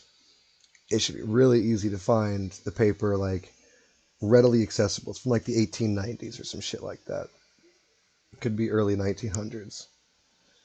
But I'm pretty sure he's a 19th century philosopher, so, like, that would be, what, 1800s? Yeah, yeah, it'd be like 1800s. Anyways, it's an incredibly good read. The breakdown of it is essentially that academia creates an environment whereby it no longer rewards the genuine growth and changing face of knowledge and like the many types of intelligence, but instead it rewards a very specific type of grind, which often ends up excluding very valuable types of intelligence from its higher tiers. Like I don't think William James would have argued for a guy like me who didn't even make it through high school, like couldn't be bothered with any of the grind. Uh, but the argument really did apply to people who like the system doesn't fit them, it doesn't work for them, but like they're not even remotely less intelligent. And in fact, academia could use a lot more of those minds because what academia then begins to produce is a very rigid way of thinking. And rigidity is the enemy of knowledge and free thought. Like being incredibly rigid on something and being immovable is the enemy of education. That's not to say that there aren't facts, but like I think you guys get the gist. Like when an educational system has one strict rule and structure, like one way to work, and that's it, it doesn't really work. Like that's not how humans are. We don't have one way to learn, and we don't have one way to process, one way to teach. Humans are incredibly complicated creatures that you can't just boil down to some, bullshit. Yeah, people in academia can be really bad problem solvers because, again, it comes down to a very rigid type of thinking. And so, like, I have a lot of discussions with people in academia. I've got friends, like I said, I've a lot of my friend base is in higher academia, people who are getting masters, PhDs in a variety of different topics. And the ones that I think perform better are the ones that don't actually stay for their whole degree. I find that the people who do, like, if you go and talk to a person who has a degree in sociology, they will tell you that specific things are true about the way society works. And they're unwilling to change those ideas in some cases. Like, I don't know. It's kind of difficult to get at what I'm getting at. Yeah. The thing about it is that, like, academia creates a structured type of thinking and presenting information, and that structure is definitely useful. There is certainly merit to the way that that information is collected and structured and then represented, but it doesn't allow for thinking beyond the measure of what it teaches. So, like, I was talking with some math students, some people. Two guys were still on their track to their PhD in, I don't remember their specific fields. It wasn't just math. That's not a PhD. They were getting it in specific fields of math. Um, but I'm not incredibly well educated mathematically in the first place. So like I know that nothing that I was saying was actually out of their depths.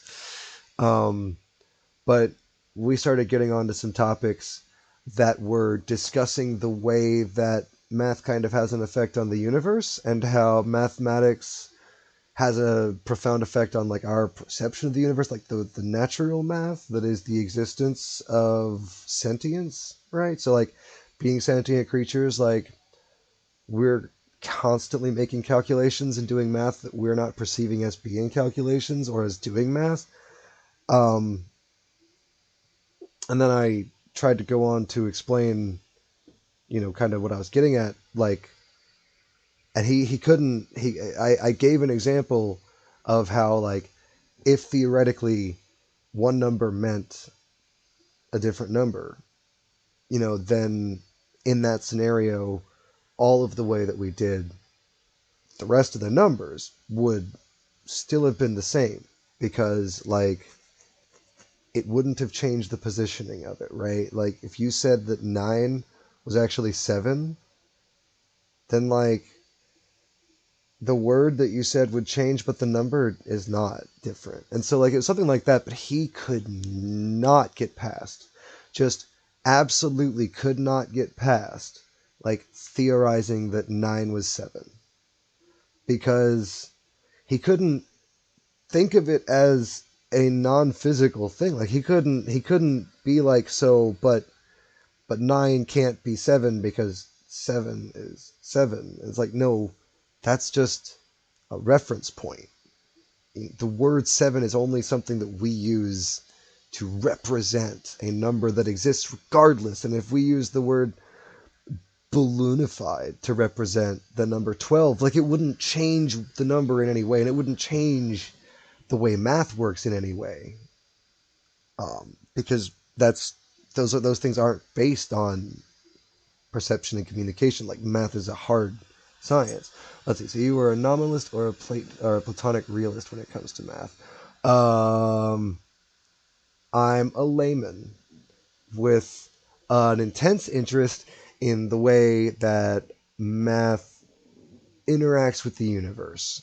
I'm not familiar with nominalist or Platonic realist. However, I'm deeply familiar with Plato, so in most cases, I am very Platonic. Uh, but I don't know for sure. Hey, El Goso, not much, man. We're just hanging out, like, talking the talk of the universe, you know? Like, whatever fucking flies through my incredibly scattered and random brain. Also, whatever flies through Heterochrome's brain, and M Doom came by. If you haven't checked him out, you guys should. He's cool. You know, go kick him a follow. He's a good guy. He's been helping me build my community a little bit. Um, yeah, like, kind of whatever. Yeah, there you go. Yeah, say hi to your buddies. I love it.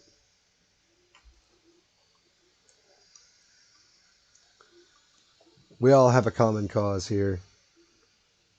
Worshipping me as a god. no, no, no.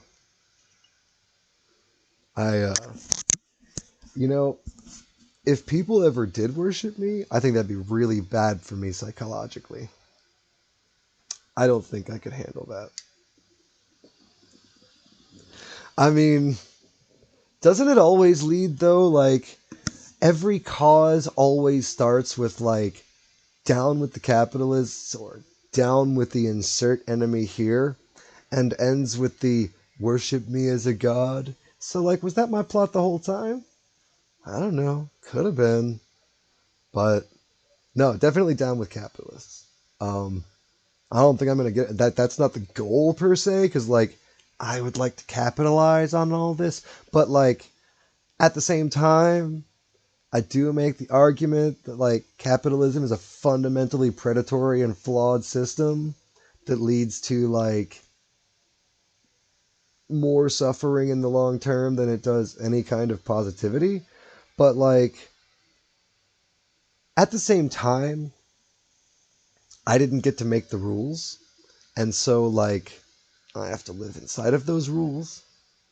So, and I don't honestly that a certain degree of capitalism can be a useful thing, but it just requires so much more regulation than what people are willing to give it in our present day and at least location, my location. I'm in the States where, fucking capitalists just run the damn show. They make all the laws and all the regulations. Like, capitalists regulate themselves.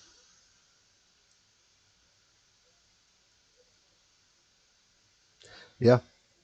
Like, look, that's my thing. I am, I'm not especially interested in the system that we have, but it's the system that we have, man. I'm just as trapped in it as anyone else. I'm lucky because I love my job. I love being an Uber driver. I'm looking forward to going back to it. I'm getting another vaccine. So technically, I'm already vaccinated. I had the AstraZeneca because I was in a vaccine trial for the AstraZeneca. Um, but it doesn't have an incredibly high efficacy. It's like 65 or 70% total. And then it's like 45% against Delta strain. So like I went and got the Pfizer. No, I don't deliver food. I deliver people. Um, the food I mean I will deliver food. I'm not like firmly opposed. Um, yeah, kind of like AstraZeneca. Exactly. Yeah, it's not that great. Um, but I was glad to have any level of protection when I found out about it. Like I was glad for that. But yeah, now I just went and got my first Pfizer a couple of days ago, and I'm gonna get my second Pfizer shot October 4th, and then I really get to go back to work, and I'm excited about that shit. I'm probably going to miss having enough time to do a lot of streams. Like, I probably will end up having a totally different stream schedule. It might be more like I do afternoon streams in between shifts or something like that. But I am excited to like meet people from so many different walks of life and shit. Oh, it's not even about proof of vaccination. I just firmly don't want to get COVID. Like, dude, I smoked cigarettes for like 25, 26 years. I switched to this vape a couple of years back, but like, yeah, no, I did Uber Eats and I did DoorDash. Actually, DoorDash is way better money than Uber Eats. Uber Eats they fuck you hard. Like, I don't like the money that you make for Uber Eats. So I don't really do Uber Eats. Plus, I am still registered in a different state from when I lived in a different state, and with Uber, it's a nightmare to change all that shit around. I do Lyft. I am a Lyft driver. I call myself an Uber driver because everyone recognizes that right away, but I am just a gig worker. Like, I do Lyft, I do Uber, DoorDash. Let's see. Let's see. Let's open up just what I have on this phone. Let's see. I do Uber, Lyft, DoorDash, fucking Roadie, and Fleet. Fleet's what's that one? Fleet is Postmates. So those are my like regulars. Oh, I've also got a few. So a few of the cities that I have traveled to have set up their own app services for their local cabs, and so I have those too for when I'm traveling in those regions. Like, I've got a lot of friends in Asheville, in North Carolina. And so whenever I go to North Carolina, if I need to stay there for a long time, I can be an Asheville cab driver because they have an app service to be a driver for them. So like I'll do, when I'm down there, I'll do Lyft and Asheville cab. And then when I'm, like, because I just travel a lot. Let's see. All right. Did you know that Uber's business model fundamentally isn't profitable? The whole company's existence is a giant pump and dump by the Saudi royal family financial fund. I mean, that's fine. I don't care about profitable business models as long as I make what I think is a fair wage for myself. Like, I already pay for my own health insurance and shit. So like I don't really rely on my job for anything except money, luckily. But I'm actually pro non profitable business models. Like, I think somewhere out there is a business model that converts all of its profit back into productivity and benefit for the community that surrounds it. And I think we'll get there because I don't think that profit. God, my hair looks weird. I don't think that profit is a healthy way to drive humanity. Yeah, I mean, there's co-ops. Co-ops are a little flawed still, but they're a much, much, much better system. I think ultimately the solution is fucking Star Trek's replicators. That's the ticket, y'all. Just give everybody the ability to create their resources from atomic structures. Honestly, there is no perfect solution as long as humans are involved. Like, we're flawed creatures. That's perfectly fine. But like, we're never going to achieve those like, fucking colonies in space and shit. Like that's just not. I don't think humans are gonna get like we're capable of it. Yes, maybe. Like if we had had the right many thousands of years before this to develop. What's up, Reese Nuts? How's it going? Nice to have you. We are just talking whatever shit. You got some shit you want to say? Say your shit. Like I'll probably respond to it. See, because everyone has control over the means of it. If replicators were invented tomorrow, yeah, I know, right? That's the problem with it. Like if the replicator did come into existence in this world, like in this, again, it's about the many thousands of years leading up to where we are that really defines where we are, and like whether or not that can change, will change, is likely to change, or should we expect it to change. So replicators are invented tomorrow.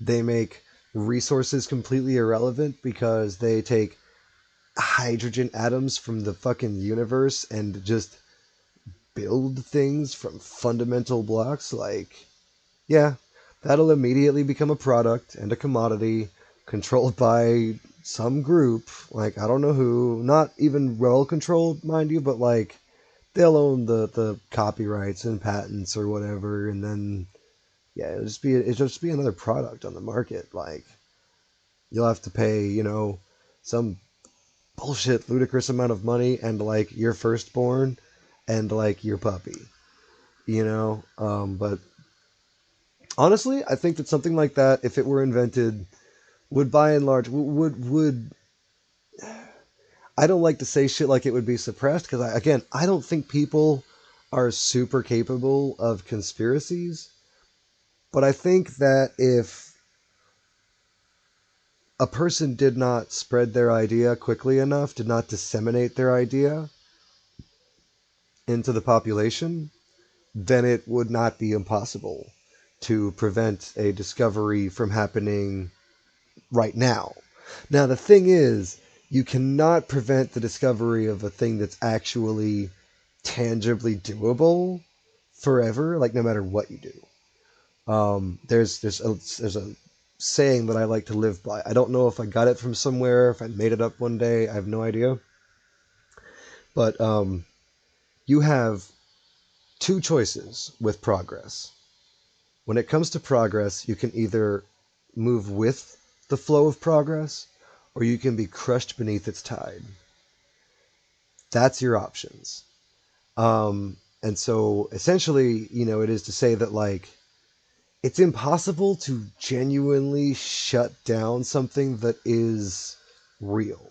Like if people actually discovered a way to build replicators, then it wouldn't just be one guy that discovered a way to build replicators. And even if it were just one guy that discovered a way to build replicators, it would only be one guy for now because millions of guys all around the world are looking for ways to do exactly that. Um, so that's kind of the whole deal of it. It's like you can suppress information, but as we learned from the fucking Dark Ages, and religious power is trying to suppress the influx of scientific knowledge, crazy nonsense like wash your hands before you deliver a baby after dealing with feces, right? Like total just lunacy, like fucking planets are round or goddamn the Earth revolves around a different celestial body. Like this was all heresy. So I mean, yeah, oh, God, I don't even know her again. Mm, it's a tragedy, y'all. But yeah, as we learn from these generations upon generations of people ultimately figuring shit out, like you can only suppress information for a little while. It's really important to bear that in mind when people come to you being like, I have this secret information that nobody has, and they don't want you to know about it. Whenever somebody uses the word they, immediately get skeptical of what they're about to say. Um, and when somebody uses a singular name, Like whenever somebody tells you this one dude doesn't want you to know and all of his cronies don't want you, like that person is about to fill you with bullshit. Or at least, should be taken skeptically. Maybe it's not all total bullshit. Sometimes people do figure shit out, but like handle that shit skeptically. That's the thing that blows my mind about it. It's like, sure, I get that like your aunt's cousin's sister said that her nephew's brother's cousin's dog had a really bad reaction to a vaccine and that like no one should ever get them again. But like there's just so many billions of people that have been vaccinated that like don't have a problem. Like any problem, you know? And like it's so easy to find statistics on the number of people that die from not being vaccinated, like diseases that are preventable via vaccine, and then to find numbers for people who die of those diseases having been vaccinated for them. And like, just look at the discrepancy on your own, you know? These are generally easy things to do. And hello, Reese. I did say hello. Did I say that too late? I don't know. Maybe I lost that guy. Maybe I didn't. Maybe I lost somebody else. Who knows? Who cares? Can't trust the follower, the viewer count on this thing. Anyways, nobody cares what I say. I'm a speck of dust on a speck of dust, revolving around specks of dust in a giant speck of dust. Hmm.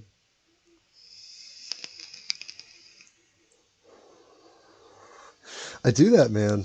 I do that. I'm good at that, and I'm cool with it.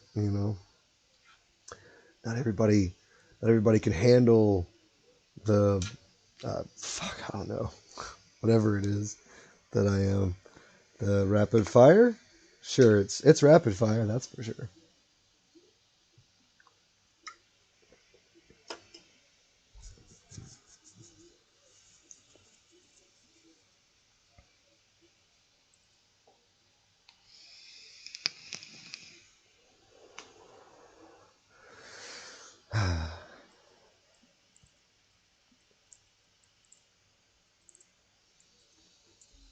I don't know what else to do. Maybe I'll just go ahead and switch to a game.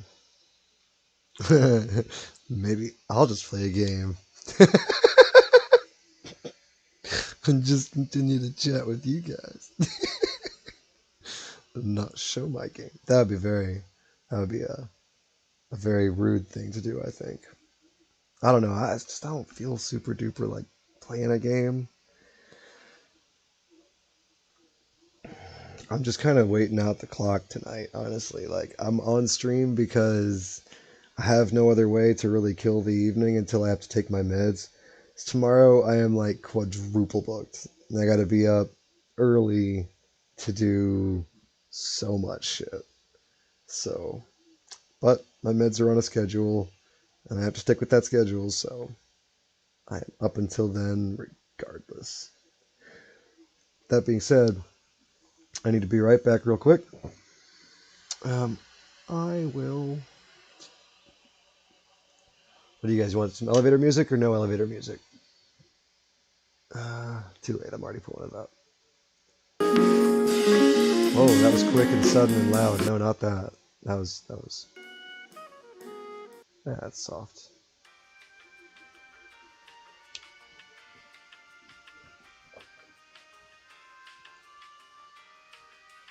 One.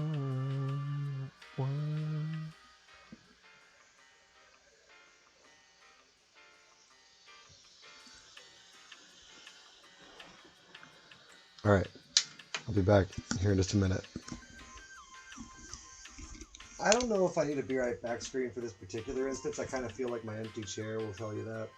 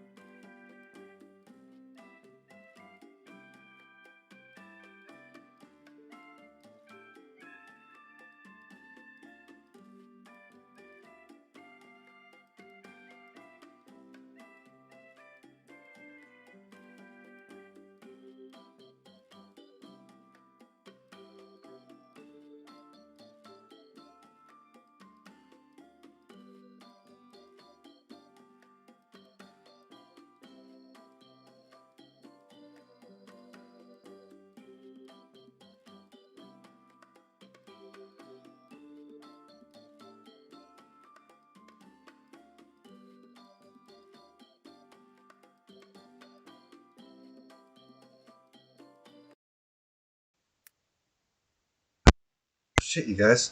I think the music just stopped. Oh shit. Wait a minute. Is that his mic? I mean, it sounds a little. It sounds like he's on the fucking laptop mic again.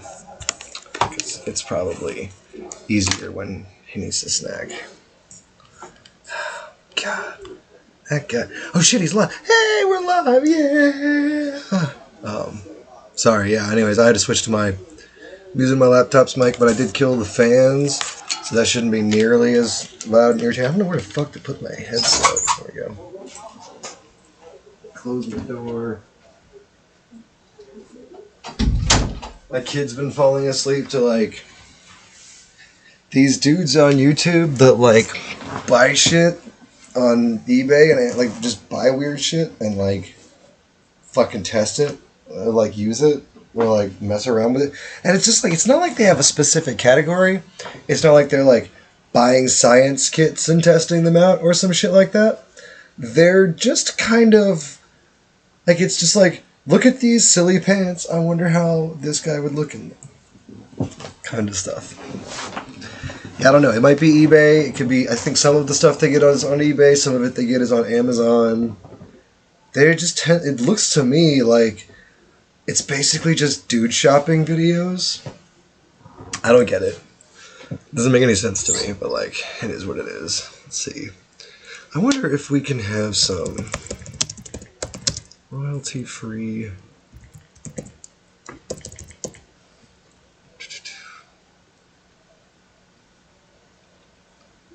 You can get royalty-free corporate music.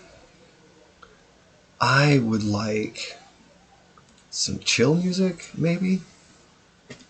No, I don't want chill music. I would like some... Oh, synthwave! Yeah, no, I know, right? 3 viewers, like, blowing the fuck up in here, man. That's why I actually took off the headset. Was like, I'm gonna have a snack and I don't want to go, like, all ASMR snacking on the fucking... on the stream. So...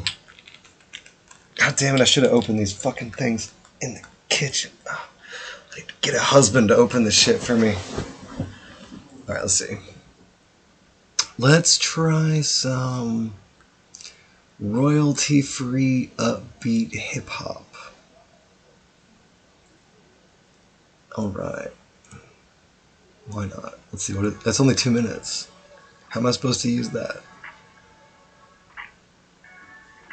Sure, it's nice, but it's 2 minutes. Come on, man.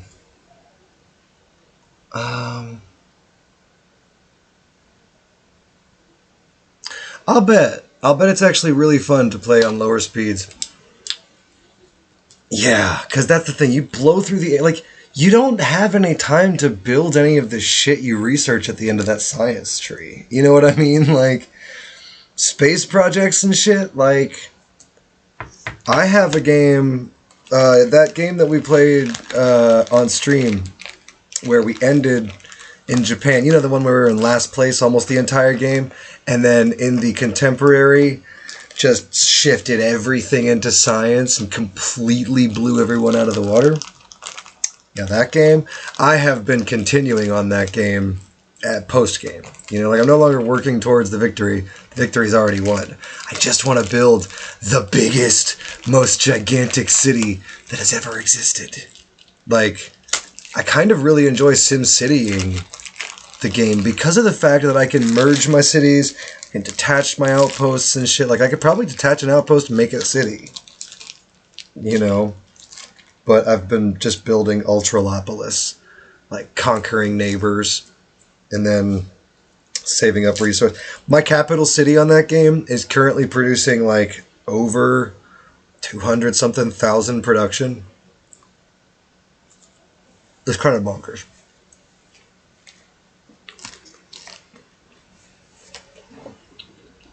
It can plop, like, 15 fucking quarters down in a single area, like in a single turn. It's crazy. That's just awesome. Now, I don't know that I could actually get that to happen before a game ends. But whatever. It's fun to fuck with. I'm eating some pepperoni. And I'm going to go open these olives. I'm going to eat some of those too.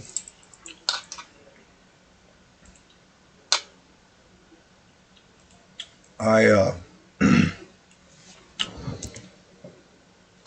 I really like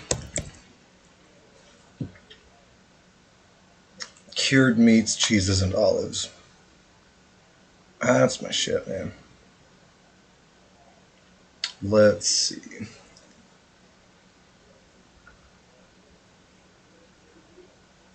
Hmm.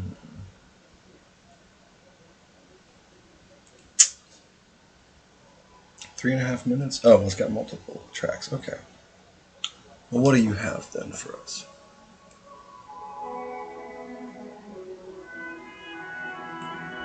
Ah! I know that track. I know, like, all of these tracks. I didn't know all this shit was royalty free. Well, duh, I guess it would be. I just kind of assumed that some asshole had bought up all the rights to, like, classical music. Like, I just figured Disney owned everything Bach or whatever. Maybe that's, maybe that's a whole potentially different topic.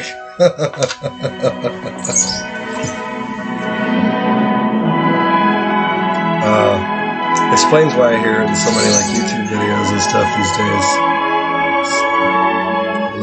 Little heavy on that volume. There we go. That's better. Alright, I'm gonna go open my olives. Be right back.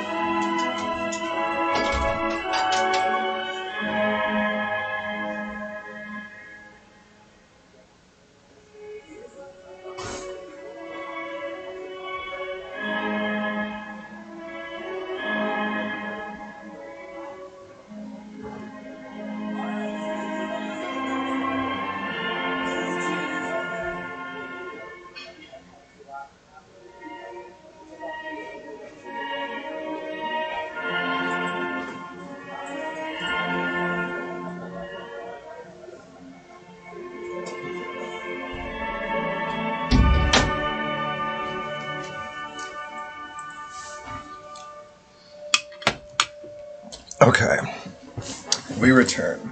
It's Wagner on here. This is Grieg, Morning Mood. I'm gonna put on Wagner, Ride of the Valkyries. It's one of my favorites. They also have Fur-Elise.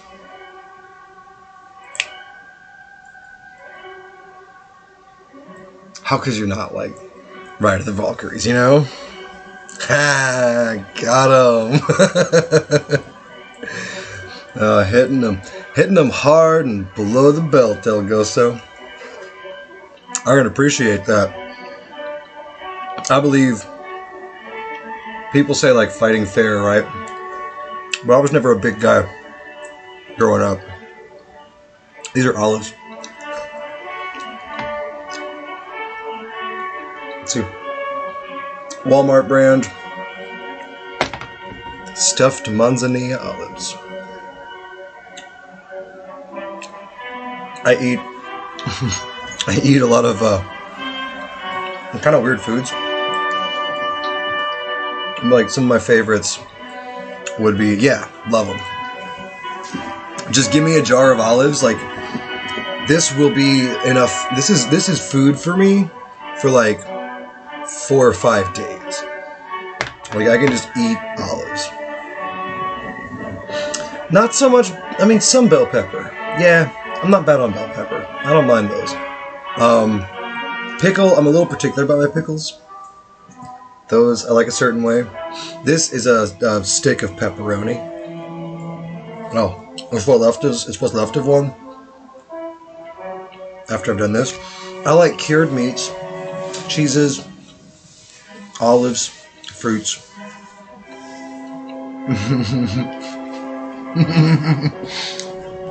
I like my pickles hard, salty, and inside me.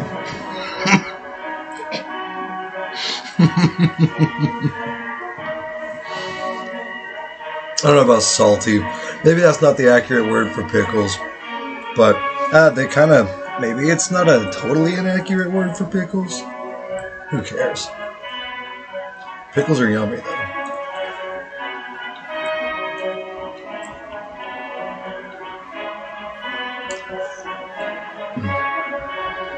But yeah, I eat a lot of like Mediterranean foods. You know, olives are really good for your heart and for your neuroreceptors because the type of omega fatty acids that they have, which is omega fatty acid, uh, like 3, I think, something like that.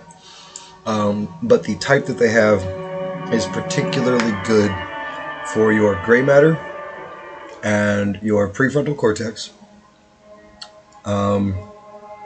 There's something about it's really good for your heart. Don't really know why that is though, but that's the case. That's what you think. But to me,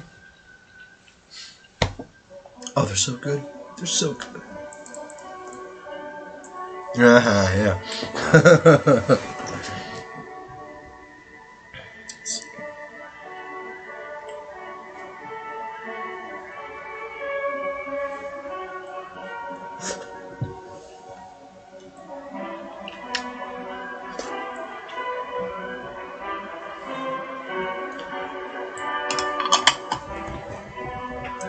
Olives are also very nutritionally dense. And I don't really enjoy eating too much. It's not something I'm really a fan of doing, the act of eating. But I like being nourished. I like having a lot of nutrition. I don't care about weight and all that jazz. Like, I don't want to be unhealthy, whether it's big, little, or somewhere in the middle. I'd just rather be healthy in general. But I just never gotten a lot. Like, I've just never enjoyed eating. So for me, things that are very nutritionally dense and things that provide a lot of nutrition that is more robust and affects multiple systems, like those are the best food options because I don't have to eat a whole lot and I get the nutrition that I need. And so that works out for me. I like to drink nutrition, like I love like thick I love juices, all kinds of like fresh juice smoothie kinds of things. I love fucking like dairy, like breakfast shakes, shit like that. But I just don't like the act of eating food. It's never been my thing. Now some foods I like the act of eating much more than others, and it's not to say that I'm never in the mood to eat. Sometimes, when I'm craving just like a fucking messy Reuben, like it happens, it's not unheard of. But I don't get a desire to eat food as often as I really need to keep myself going, So I have to find foods that I can eat whether or not I really want to eat them. Things I don't have to eat a lot of are really helpful with that. Thick pickle juice.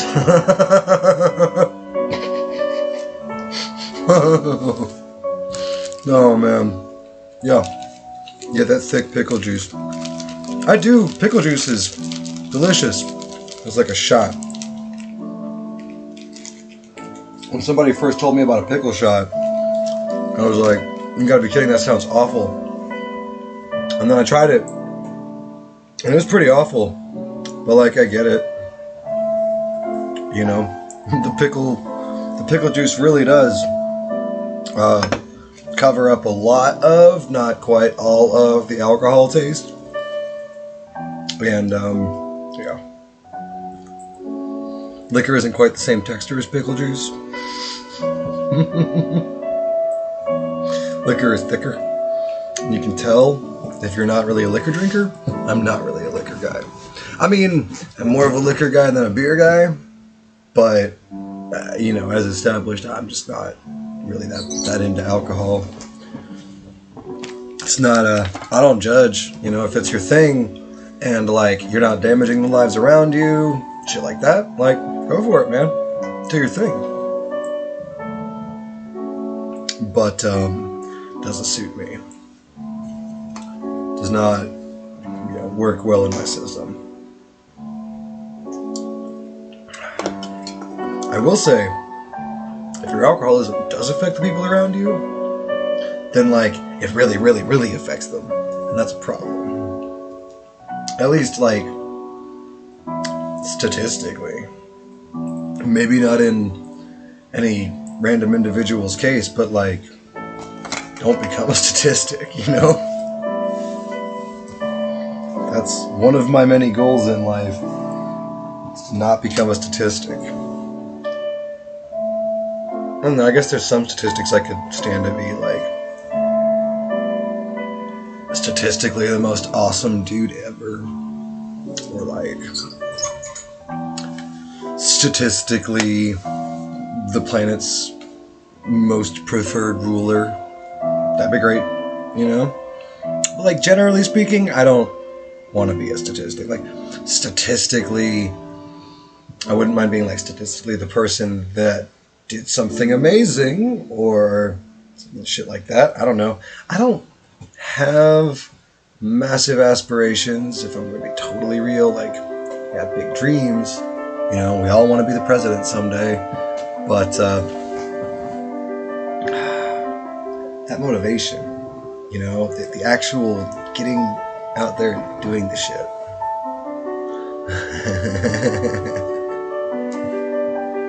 I'm definitely not creating a firm image of statistics.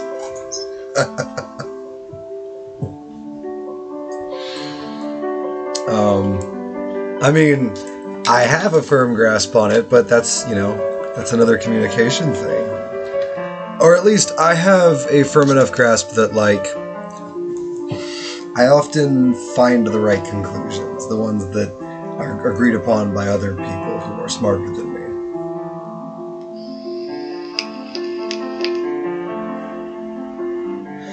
But to say I had a totally firm grasp on any concept or on anything would be doing a serious disservice to the chaos in which I tend to exist. And I don't want to poke that dragon. Let's see.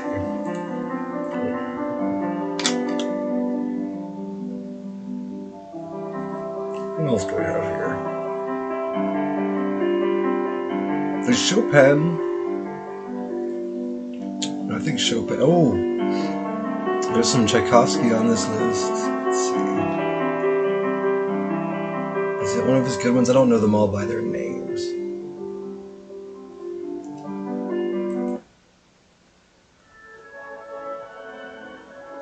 Oh, it's this one. Okay.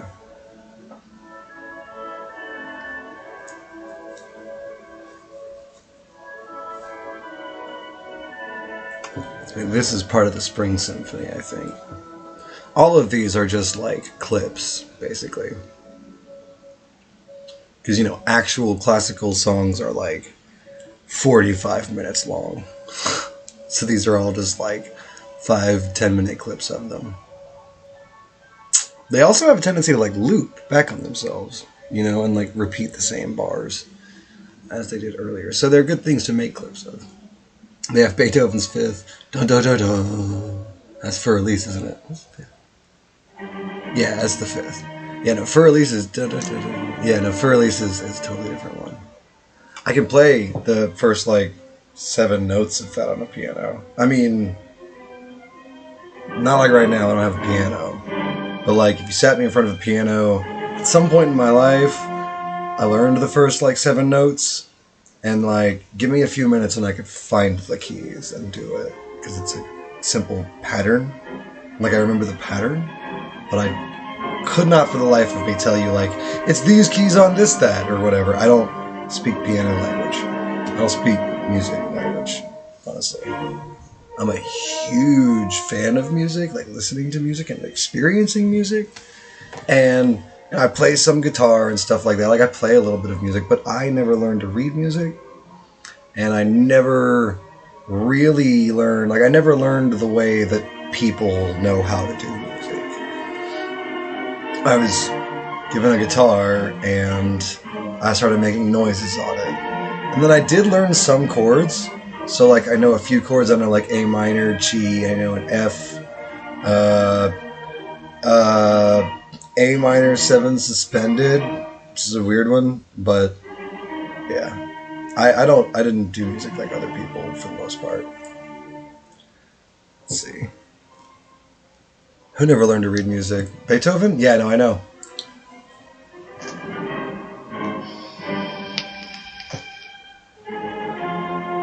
Wait. No, Beethoven had to have learned to read music. I must have been on the wrong time. Because like he wrote a shitload of music, and I think it would be really difficult to compose music without writing in music. And it seems like you couldn't write music without learning to read it. Of course, maybe you're not talking about Beethoven.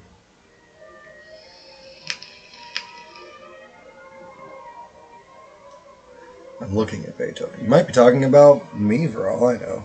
Oh, yeah. Yeah. No, I didn't ever learn to read music. Yeah. Oh! Right. No, I didn't learn to read either. The words on there's a little thing, right? Back here, you guys can't, you can't see it all.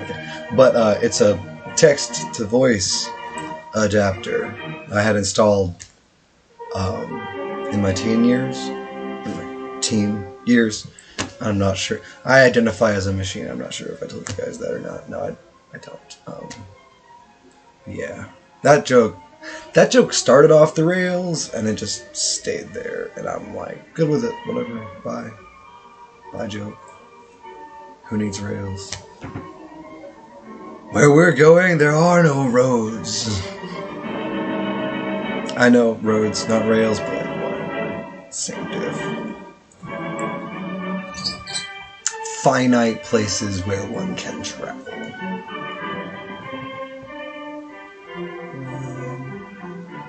Also, there's a good thing. There's a lot of Beethoven on this list. Like Moonlight Sonata. It's a good one. There it is. I can only barely hear it.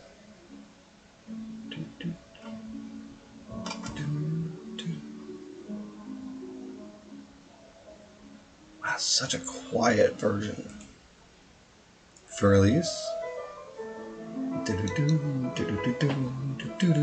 Hey, happy birthday, motherfucker! Fucking yay, huzzah! Anything that I can do for you for your birthday? Like, is there a game I should play tomorrow? Like in the upcoming stream. This stream is going to come to a close in like 20 minutes, but like, you know, there's always tomorrow's stream.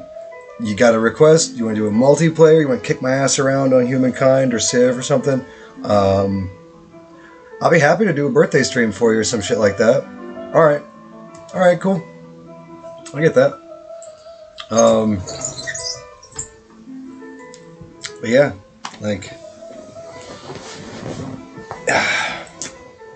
I can run you a one-shot D&D game. Nobody ever wants to play D&D with me. I have been breaking my balls trying to find a group of people to play a Pathfinder game with me. And like a few people have sort of agreed, but I can't get any of them to like get back to me a second time about it. So like I want to do D&D games on stream because I've been told by a lot of D&D groups that I'm really good and like a rare type of DM. And I think that if that's the case, then I think that should be shared because like, you know, that's a good thing for any kind of creative community is to have people who are unlike the norm. And if that is me, I don't really know. I have been a DM. I've been a forever DM for ages, and I've played in a few groups, but like as a player, I don't I've not had a lot of opportunity to be a player. I've had much more opportunity to DM stuff. Um, so I don't know. If I am good in some particular way, then I think that particular way should probably go out to the rest of the community. Because I've heard enough horror stories about groups and about DMs and stuff that, like, I don't know. That doesn't even register in my world. You know, like, it's all about the fun of the game. You know, not the fucking so many like DMs that have power trips and people who are like rigid, structured in their methodologies. I DM kind of like I play fucking 4X games, like eventually we'll get to a certain point, but like how the fuck we get there, nobody knows. I plan like the end of the campaign and then like all that middle shit. We'll just figure that out as we go.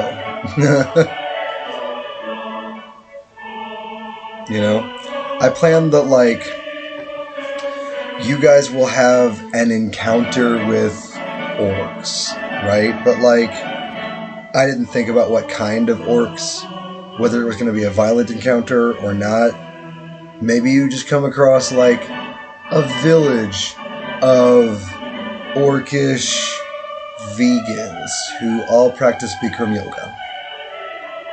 I didn't consider any of this shit before I made it. Now, mind you, it will all stay canon if that happens in our games. Like, that Bikram yoga orc village will be referred to in the future. Like, that shit stays canon.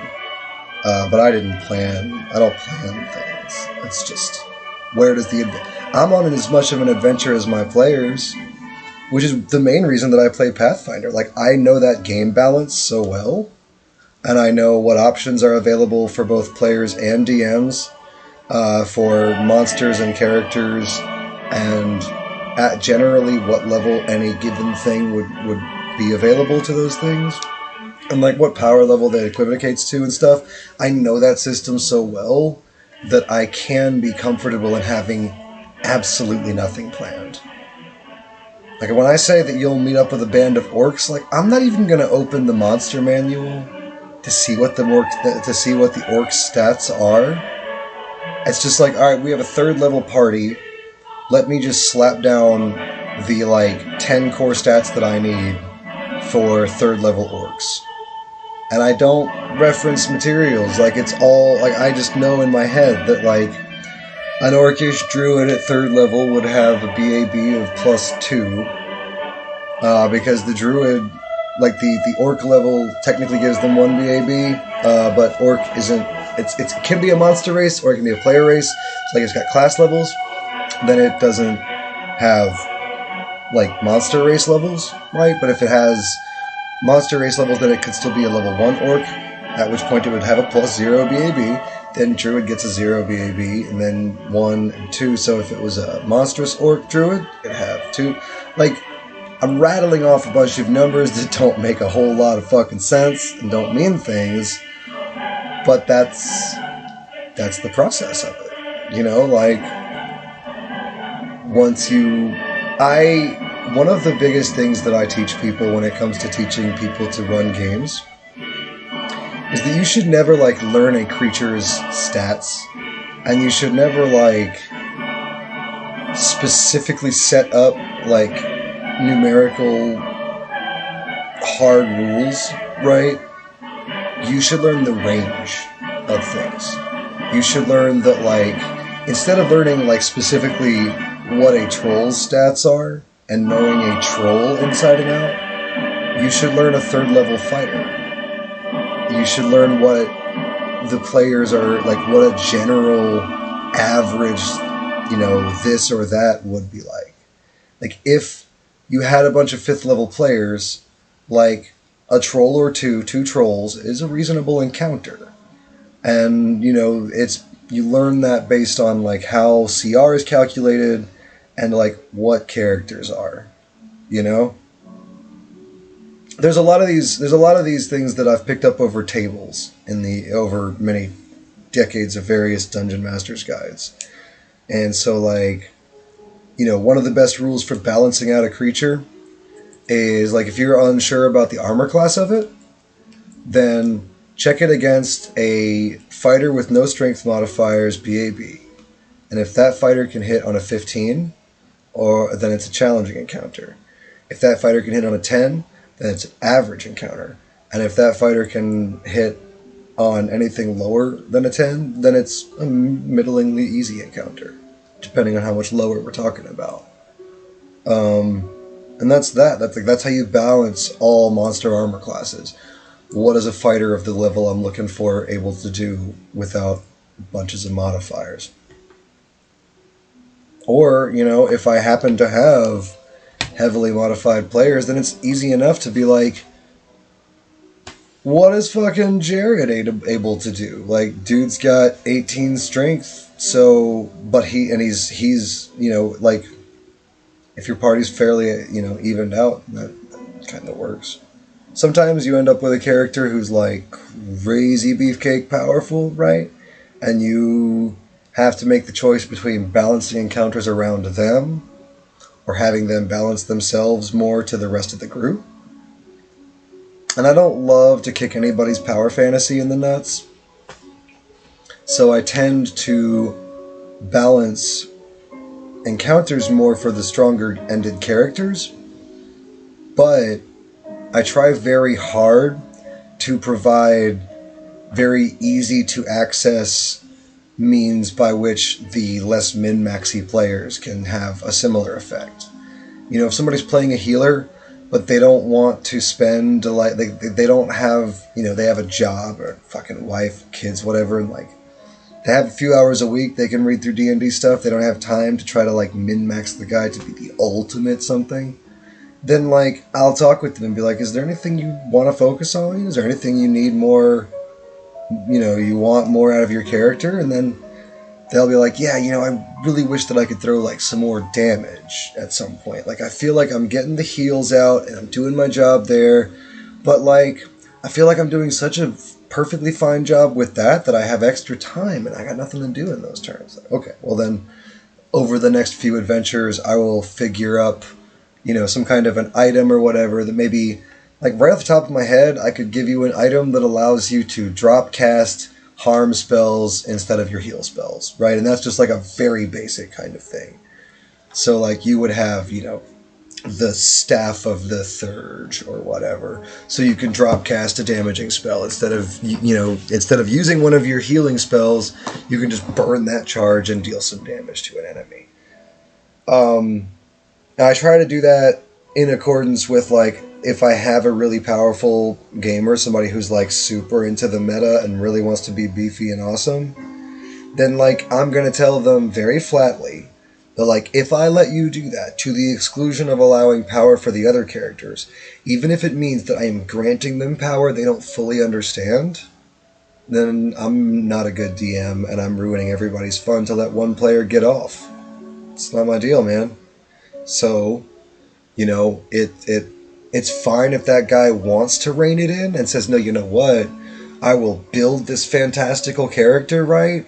But I won't use him at like his full potential all the time. He'll be like one of those, it'll be like one of those things that we don't make a big deal of.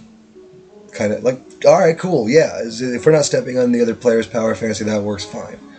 Or the other choice is, I will give the other players added utility and power to match that guy. Because I can't very well give all of my enemies the ability to match that one power gamed ass player and then not, gear out the rest of the party for it, because they'll all just get stomped and that one badass will have his hero moment every time. Or, well, like, no, that would be the problem if I balanced it towards the non-badasses. If I balance it all towards the badass, then the whole party gets stomped, period. Because, you know what I mean? Like, yeah. I choose the route of tactical balance in my D&D games.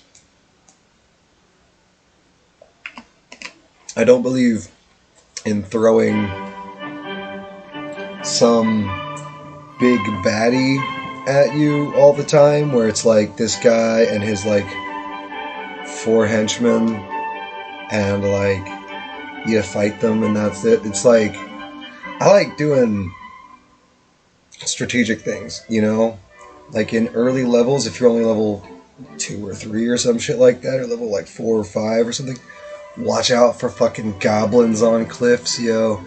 Goblins in trees, like fucking assassin vines, like so many cool things. Like, oh, gibbering mouthers. Gibbering mouthers are the worst. I love it. Um, yeah, I like to play D&D.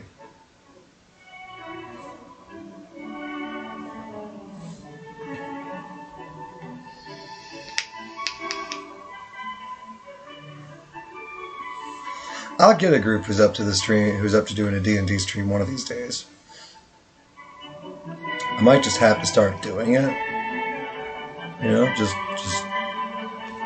fucking play D&D by myself to give examples. Like, I'm thinking doing a YouTube series might be fun, right? Where it's like how to DM with this kind of player or in this kind of scenario, and then just play both characters.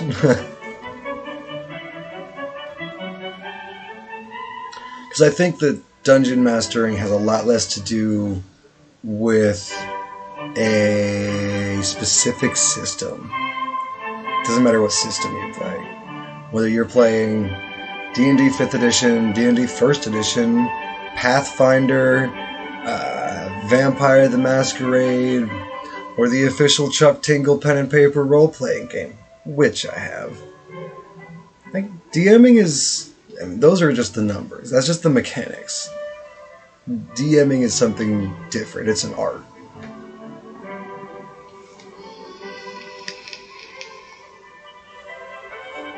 It is as much art as it is a science. You know, very much a psychological thing. Because you're working with the psychology of a bunch of people, you know, and it's like they're putting their fun in your hands. And they're looking to you for a story and entertainment and shit. Like, it's a lot of power, you know, so it's something that it's important to do right, I think. I've known far too many people that had a rotten first DM and like just wouldn't go back to the game. You know, just were like, nope. Had this terrible fucking experience with this, you know, insert other human being, whether it's the dungeon master or just another one of the players or whatever, and they're just like, nah, I'm just not gonna play D&D ever again. Fuck that noise. And you know, they other the D&D player. Like, they quickly start to be in an out group and like, oh, you play D&D? Well, like, assholes play D&D. And I realized that sounds kind of ridiculous, but like, I've known a lot of people that really had that mentality, and it took me a long time to get them to play D&D again. I still know a few people that like flatly refuse to ever play D&D because they're not that kind of nerd, period. And I'm like, you're so that kind of nerd. You just have no idea.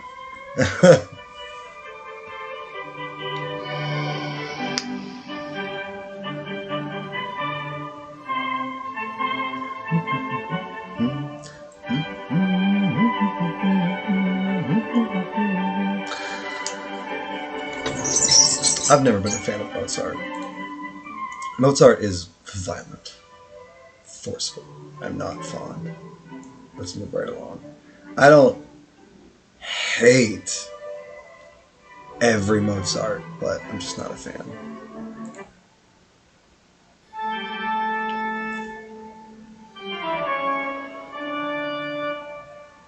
Oh shit, that's the Toccata in D minor. I know this track. You can't not know this track. But I didn't know exactly who it was.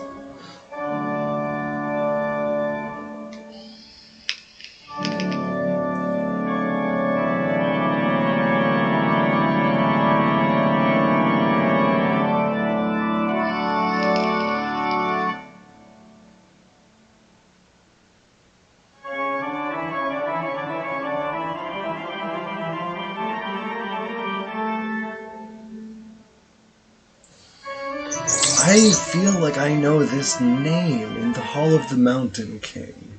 Do I know this song?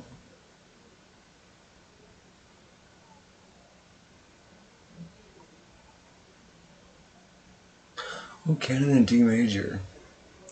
That should be good.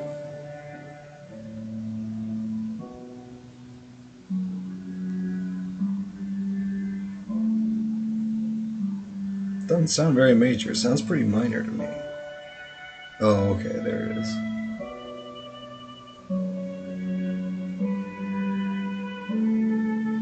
Yeah, no, it's there in the supporting instruments. That's overall. I'm just not incredibly familiar with what is that. It sounds like some kind of a stringed, maybe it's a strummed cello or something. Could be a piano, and I'm just not good at identifying that.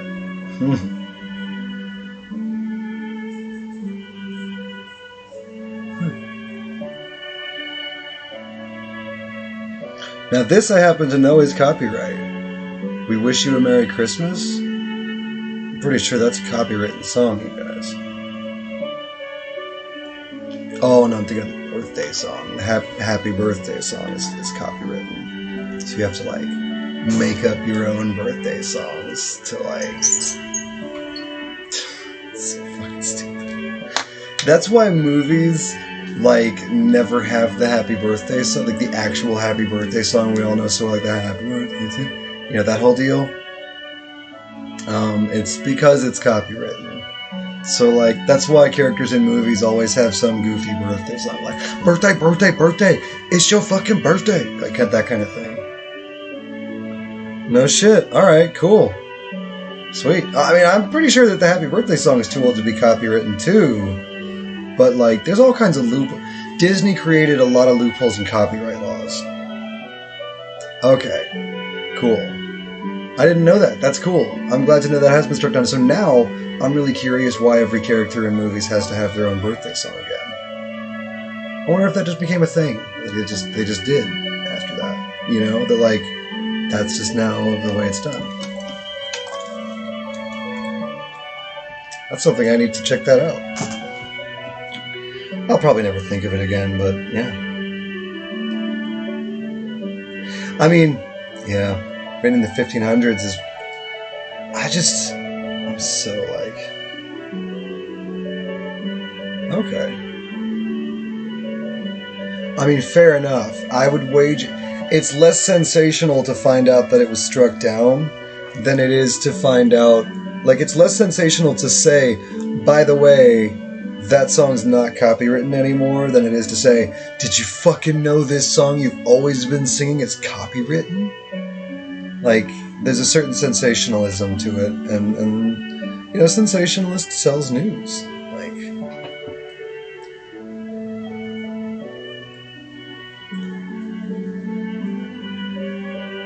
But I like having a real-time fact-checker on the stream. That's good, because I like facts, and I don't love being wrong, but at the same time, like, I love finding out that I didn't know something and that I was in fact wrong. Because, you know, that's something new I get to learn now, and eventually be right about. Oh. This is a reminder. Shh. Very loud reminder. Alright, guys. Be right back. I take my meds, and then I'll probably be wrapping up in just a couple of minutes here.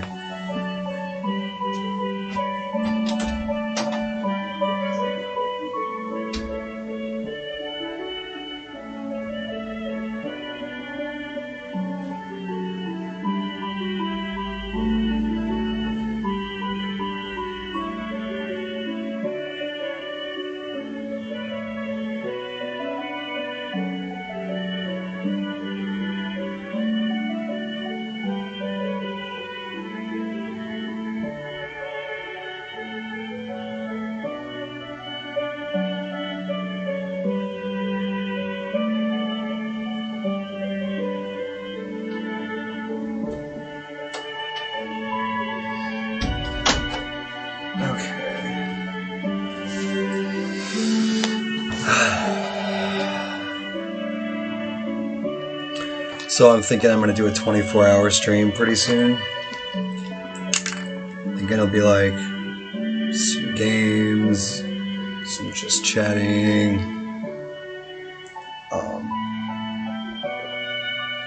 It's gonna be hard for me to go 24 hours without watching YouTube videos and shit that I don't have the rights to show on a stream.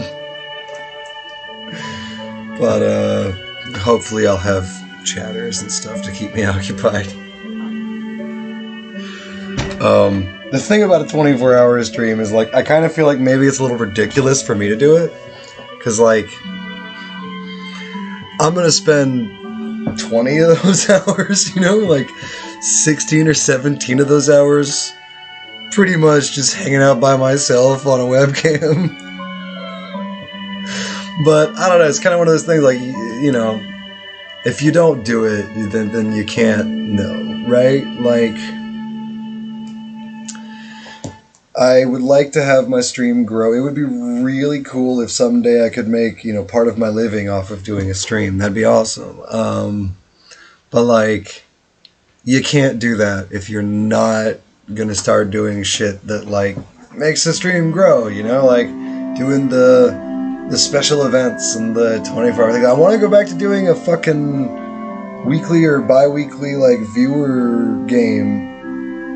I'm thinking, now that there's a few games that we play on stream that have multiplayer, putting up, like, polls and votes and stuff, like, having democratically chosen, like, from, like, a few of the games that I own, a game to stream multiplayer, you know? I think that would be really fun. I really enjoyed those community games we were doing. Well, okay, so I enjoyed playing with you, Elga, so... And then, the couple of times, I think it was, what, like twice, maybe, that we had another party in on the game?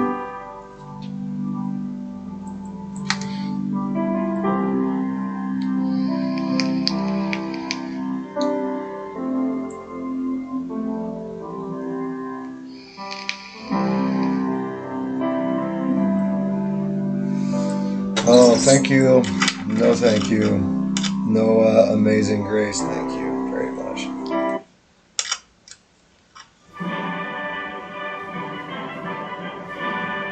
Oh, Midsummer Night's Dream. Oh, Dance of the Sugar Plum Fairies, I like that.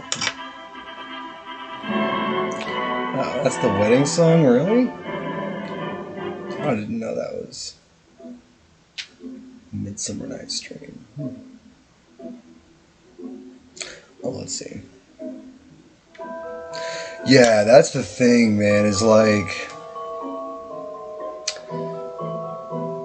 It's one of those things that, like, if I were going to start doing a community game again, then I would want it to be, like... I mean, I love playing 4X games, and I think that at the fastest speed, Humankind could be done. I've played games of Humankind in, like, 2 hours. You know, so, like, that's not totally out of the question, doing Humankind. Civ wouldn't be totally out of the question, but it'd have to be the right hours of the day, and it would have to be, like, people who did not have other shit to do at that point, you know? I see a lot of this Jackbox Party Pack that people play a ton of. That doesn't really seem like my stream's kind of thing. But, I don't know what Bannerlord multiplayer is like.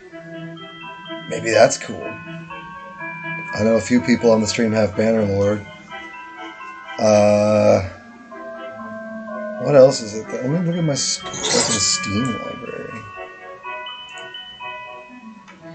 Must be weird for you guys hearing me say the word library, like, correctly.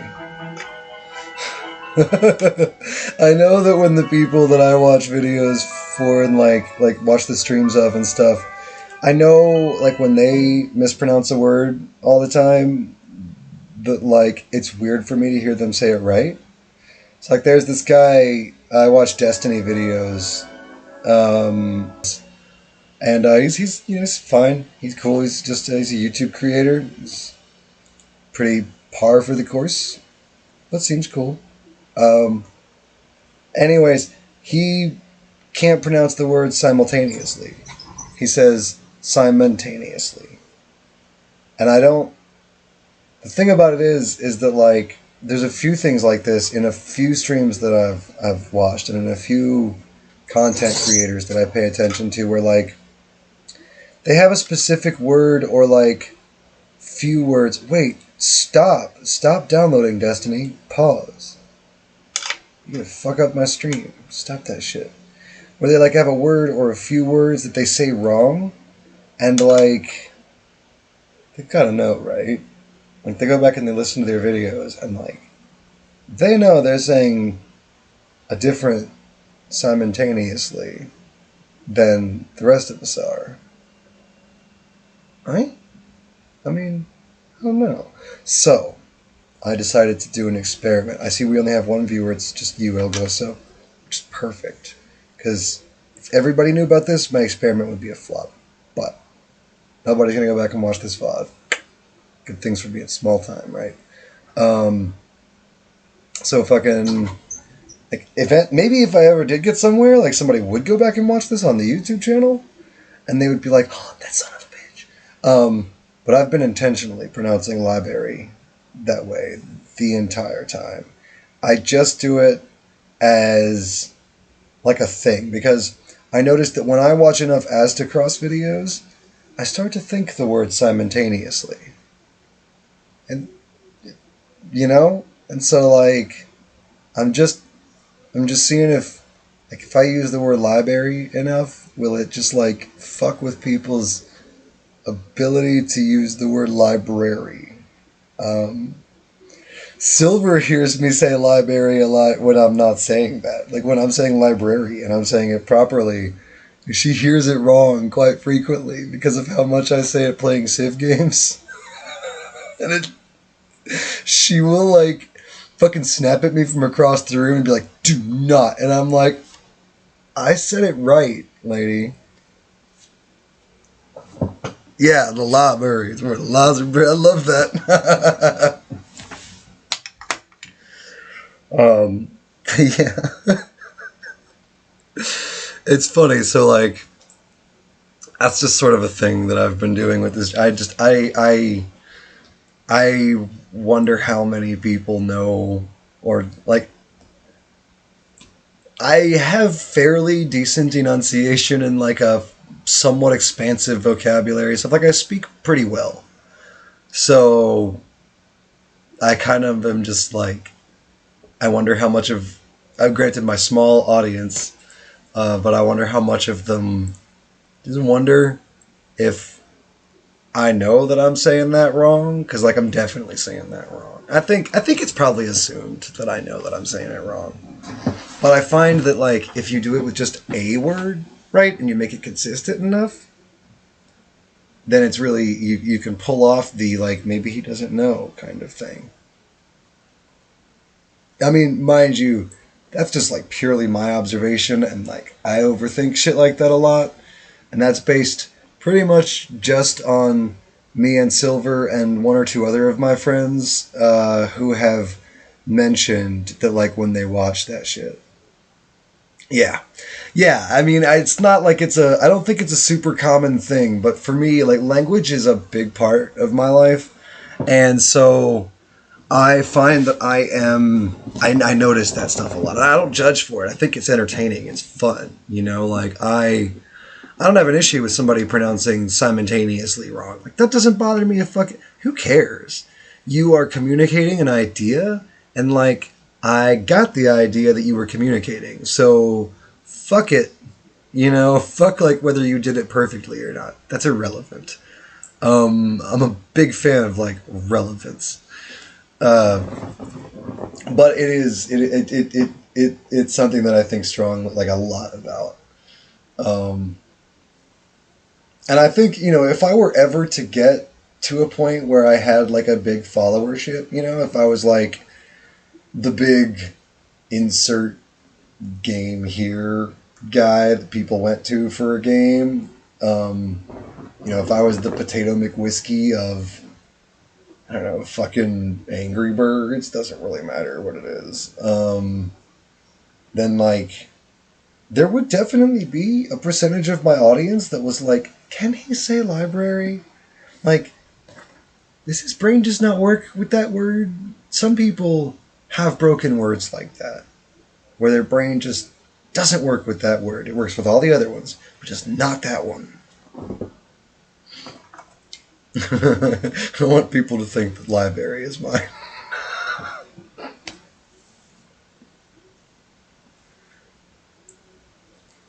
I might throw it off when I intentionally mispronounce other words. I have lately taken to saying "ol" instead of oil. So I say "ol," and then I've been calling them universities with an M. Basically, I'm just southernizing the shit out of my stream, like moving my language back into a trailer park where it belongs. Mm.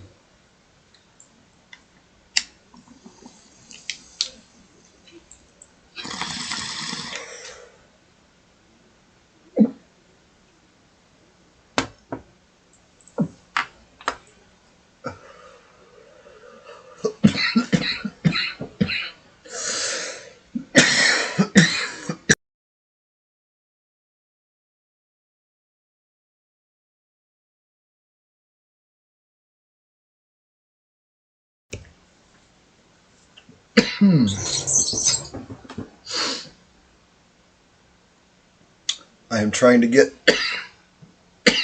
into a practice of like coughing less and shit on stream.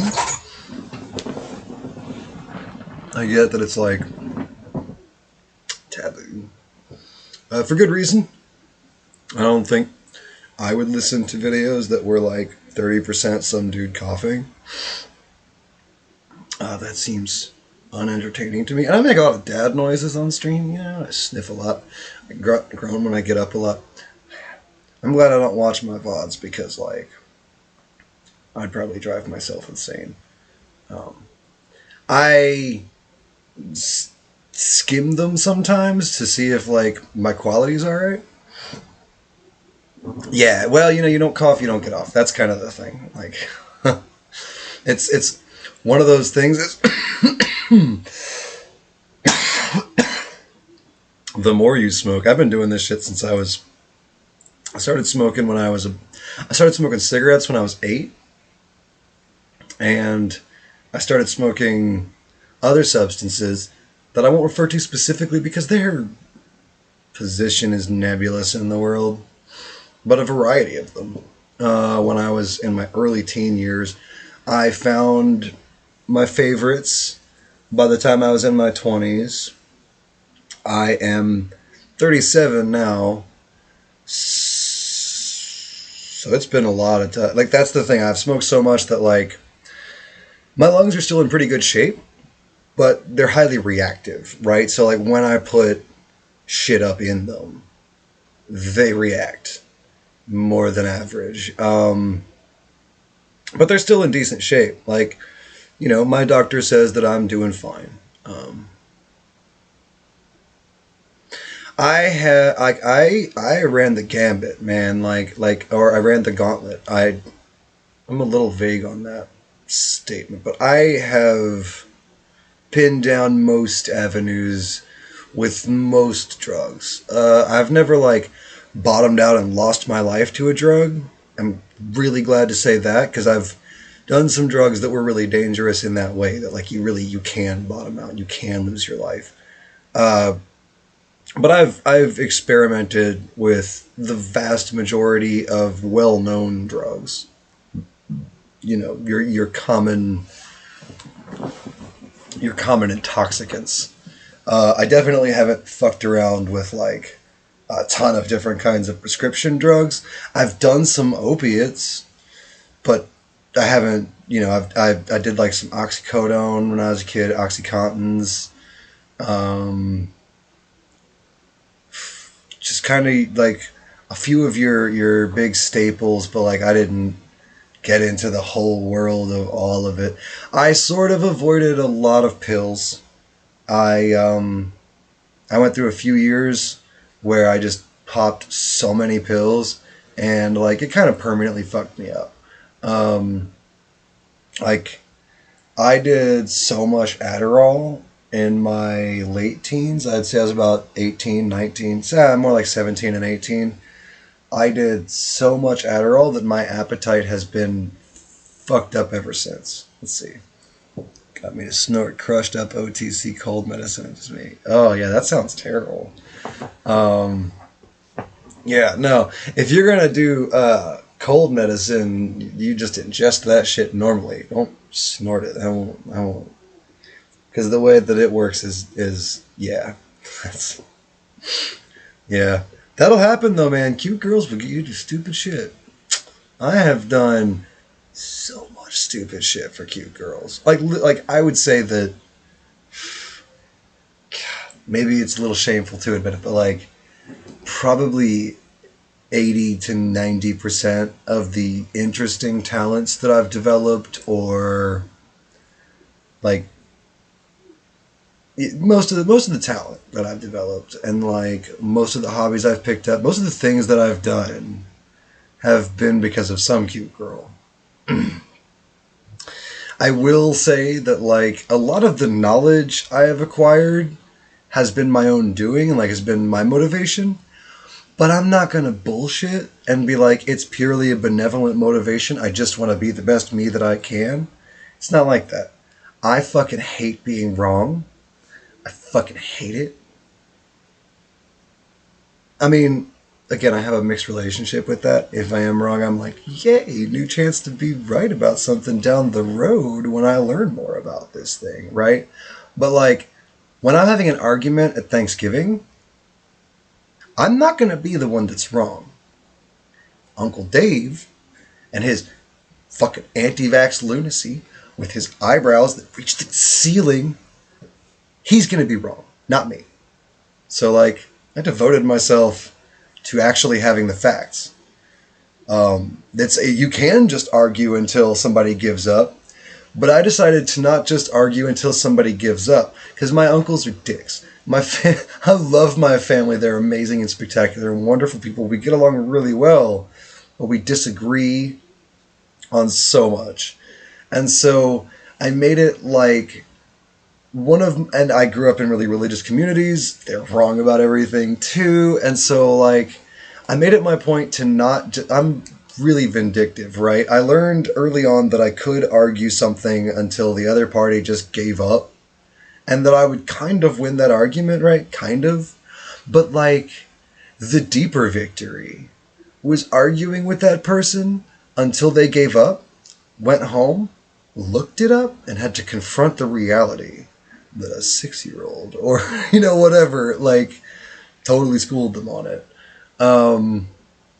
So it was completely like, yeah, I did educate. I did learn a ton and get an excellent education because, I wanted to be a more intelligent person and I wanted to know more and be the best me that I can, right? Yeah, air quotes.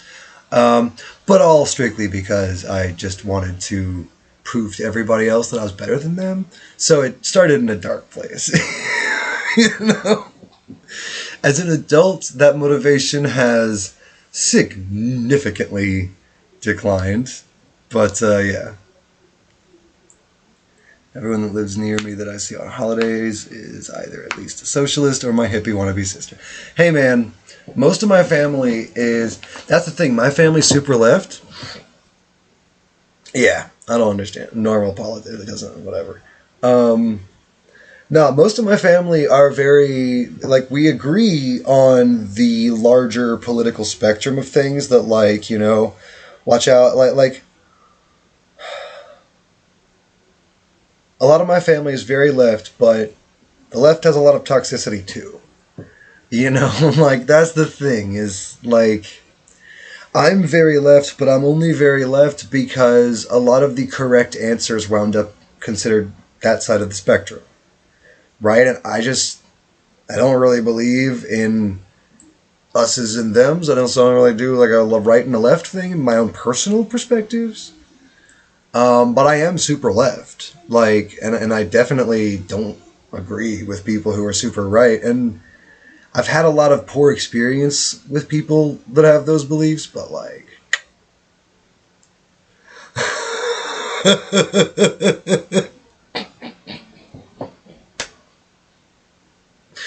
oh, that's funny. Oh my god. Yeah, we've had arguments that boiled down to things like that. You know, we've flipped tables at each other, yelling about like the Beatles. You know, like I don't care if you like the Beatles or don't like the Beatles, right? It's just ignorant to be like the Beatles contributed nothing to music. That's fucking bullshit. You don't have to like anything that the Beatles ever made. You don't have to have ever listened to a single Beatles song. But they were the first band and we would do this shit for hours. And it would be the Beatles one year, and then we would argue about like Odysseus and like whether he was right or wrong at any given point, and like how the other person was just generally wrong. Like I don't think there was a lot of specific arguments. I think we mostly just practiced arguing.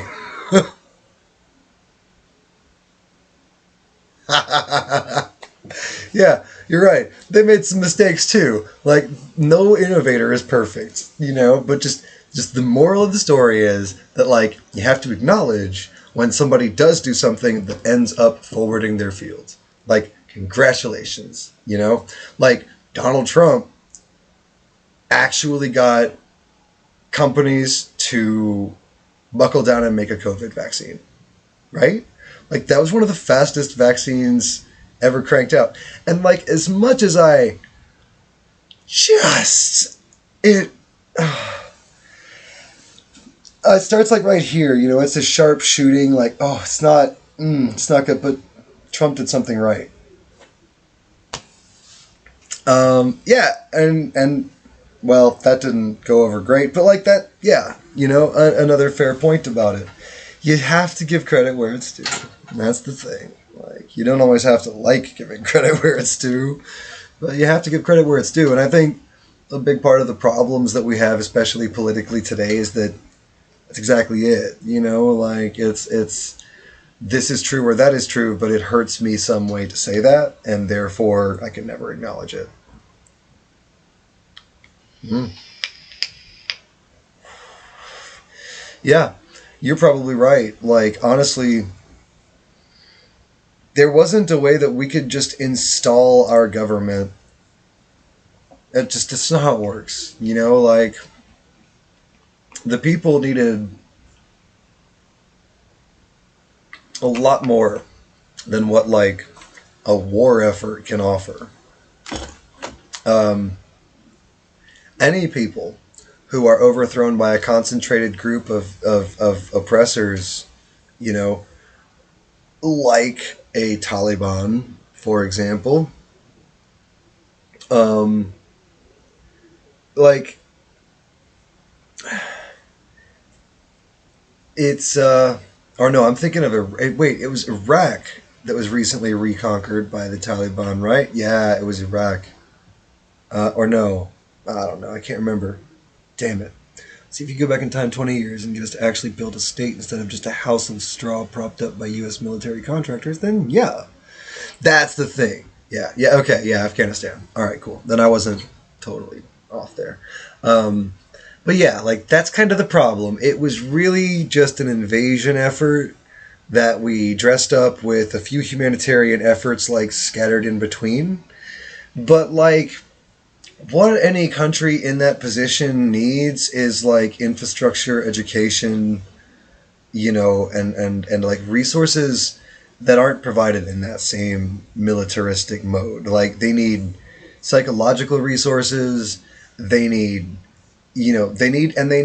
like, if you are going to provide them with like the actual people to defend them against whatever it was that was threatening them, then those people have to conform to their systems. Like you can't just like impose your methods of everything onto them. Like that is what like that's why the great empires of history were successful when they were. Like that's why Persia worked, because when Persia conquered a nation, they said, you can keep most of the things that you're used to. Um, yeah. Um, it's a ripple, man. It's all a big ripple. You got to be careful when you're doing shady shit. Like, I think what we need are presidents who who could never have possibly been president. Like that's kind of one of the biggest problems with the whole thing. I think that because you mentioned we gave them the books in the like yes, and that goes back to Reagan. That's another decision that another president made that like definitely didn't work out. There is a whole lot to be said for like you don't always know what side to go with in any given like argument or position, right? So like choosing your friends wisely, etc., and so forth, can at times be very difficult because you don't know what's going to be a wise choice necessarily until you're already down the road a little while. It's like, you start dating somebody, and like you realize a few months into it that it's not working, but it's already a few months in. It's tricky to just like, and you guys have been pretty intense, so it's like, this is tough. Like, you have been up inside of them for a while now. And like, just, it's tough to just sever that. What is this? What we need is a state. Yeah, that's pretty much it. Like, a government should not be dictated by an economy. An economy, yeah, totally, man. I'll be here for a little bit. But yeah, an economy should be dictated by its government. Like government is the rules that we people create to have a functional existence.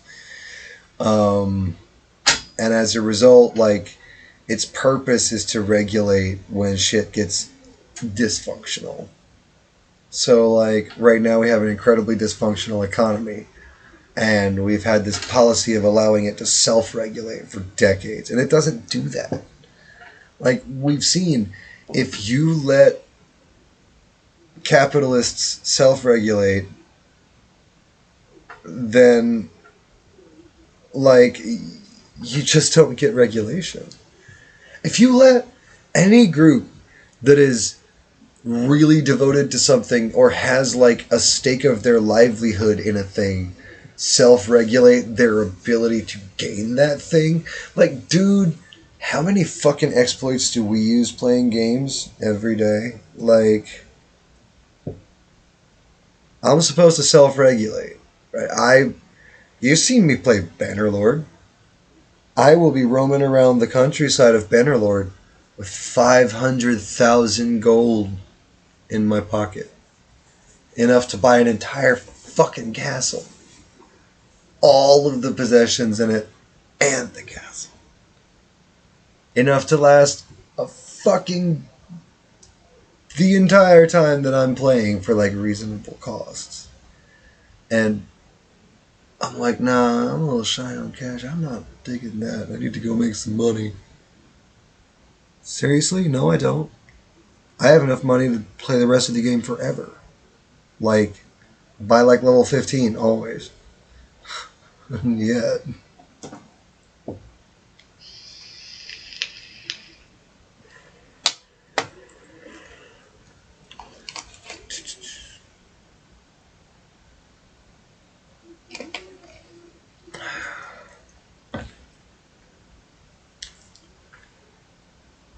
I am looking forward to getting, I think it's affiliate first. Yeah, affiliate on Twitch, because I'll get like these fucking interactions for the channel, you know?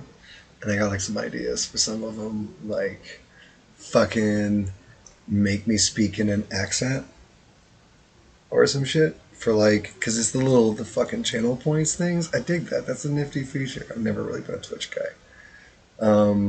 It just was the quickest way to start streaming. So I started streaming on Twitch, and then I was like, if I'm gonna stream this shit, then I should probably get to know like what goes on in these communities. Like, so I started watching actual streams. First, I started watching like streams of like big giant professional streamers. They don't have all these like fucking crazy bells and whistles and shit, and they don't have all these like personal interactions with the stream. It's just like a stream chat that's going bonkers, and they're just like talking about the game or chatting with their friends or whatever, and basically ignoring stream chat, and except for every few minutes reading off one or two of the interesting things and like responding to them, so that they're reading the chat. Because I mean they're reading it, but they're doing something, and that time to talk to the chat. They're fucking professionals, shit like that. And like that was fine. That got me started doing like having a fucking chat box and like doing some scenes, little customizations and stuff. But then I started going and being like, I should go watch like small streams. I should go watch like other streams that are similar to me. Like people that were at my audience. Only a year or so ago. People with like, that have like 10, 20 standard like people tuning in regularly. Because that's kind of my goal. It would be nice to have like 10 or 20 viewers. And then have like some friends that occasionally like it would be nice to be part of the raid circles that people do. That seems fun to get raided by like 5 people from another channel. Be cool to have somebody randomly be like, oh, do a hype train and gift a bunch of subs or some shit. Like I've seen a lot of cool stuff that happens, and it'd be cool to get to there. Like 20, 30 people watching the stream seems like that would be fun. It seems like it'd be a hell to keep up with the chat. Like, that might be an issue. I'm not good at keeping up with my chat. We have seen this. I mean, how many times have I responded to somebody in my chat like 2 hours after they said something? So, yeah, there is that.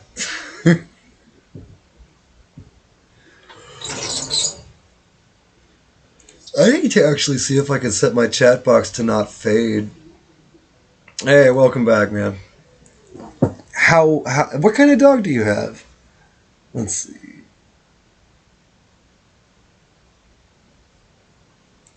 There we go. Always show messages. So that should just show my on-stream chat. It shouldn't go away now. That's cool. That's good. Husky. Oh, huskies are beautiful, man. Is she loud though? Because huskies can be real talkers.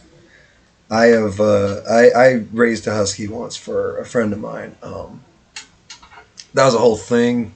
Big deal. Like that's for a book someday. I'll write that story and change the names of everyone so no one knows what happened. But yeah, like huskies are amazing dogs. They're beautiful. Pretty quiet. That's cool. Yeah. I mean, it depends on what husky you get, Like, some of them are super talkative. Some of them bark a lot. That can be kind of an issue. Like, Borky dogs, I'm not being on Borky, but, like, I like talkative. Blue talks to me. Blue will chat with me.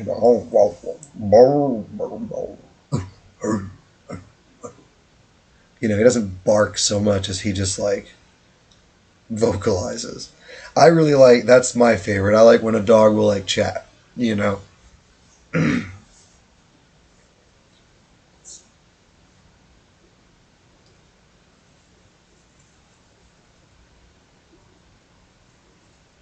Word. Let's see. So is the chat box, because I'm looking, my screen has everything shrunk the fuck down because I am on the monitor, I've got, like, my stream is super small. Is my chat box like 17 lines for everything that's typed for you guys? Or is that just for me? Because I could adjust that fucker.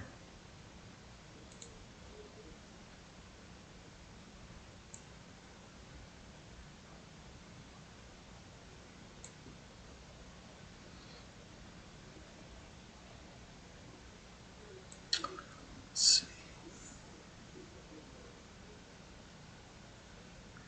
That's true. Yeah. Like I wanted to have the chat stay up on the stream, and I think I'm gonna do that. But let's see. Well, I just read.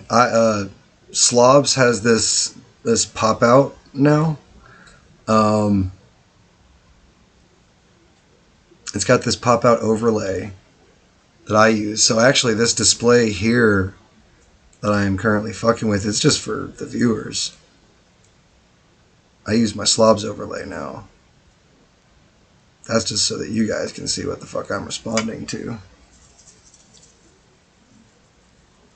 Yeah, cool. Then it's fine to be. Then it can just be big like that. That's fine. It doesn't matter then. If my stream ever gets to the point where like that little chat is actually like relevant and going nuts and whatever, it's from what I've seen, there's going to be like a lot of emotes, a lot of short posts. Seems like mostly people are like using the Twitch chat. I don't think most people are actually watching it on the stream. But I like to have it there because it just, I don't know, I've seen it on other big streams and I think it's a good idea. But I need a much higher resolution.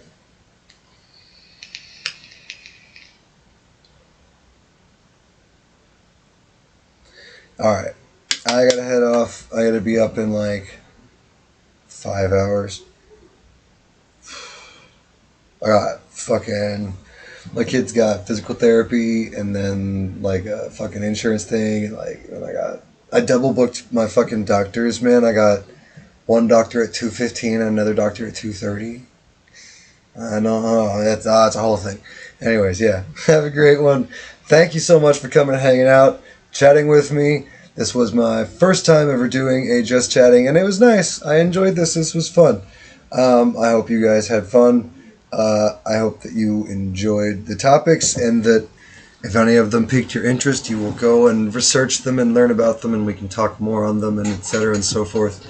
But love you all. I will catch you all again very soon. Mwah. Peace out. You take care. You know the whole deal. Oh shit. I'm like going over to my other monitor to stop the stream. It's like I've got it right here because I'm just doing it, just chatting. All right. Good night or good morning or good afternoon.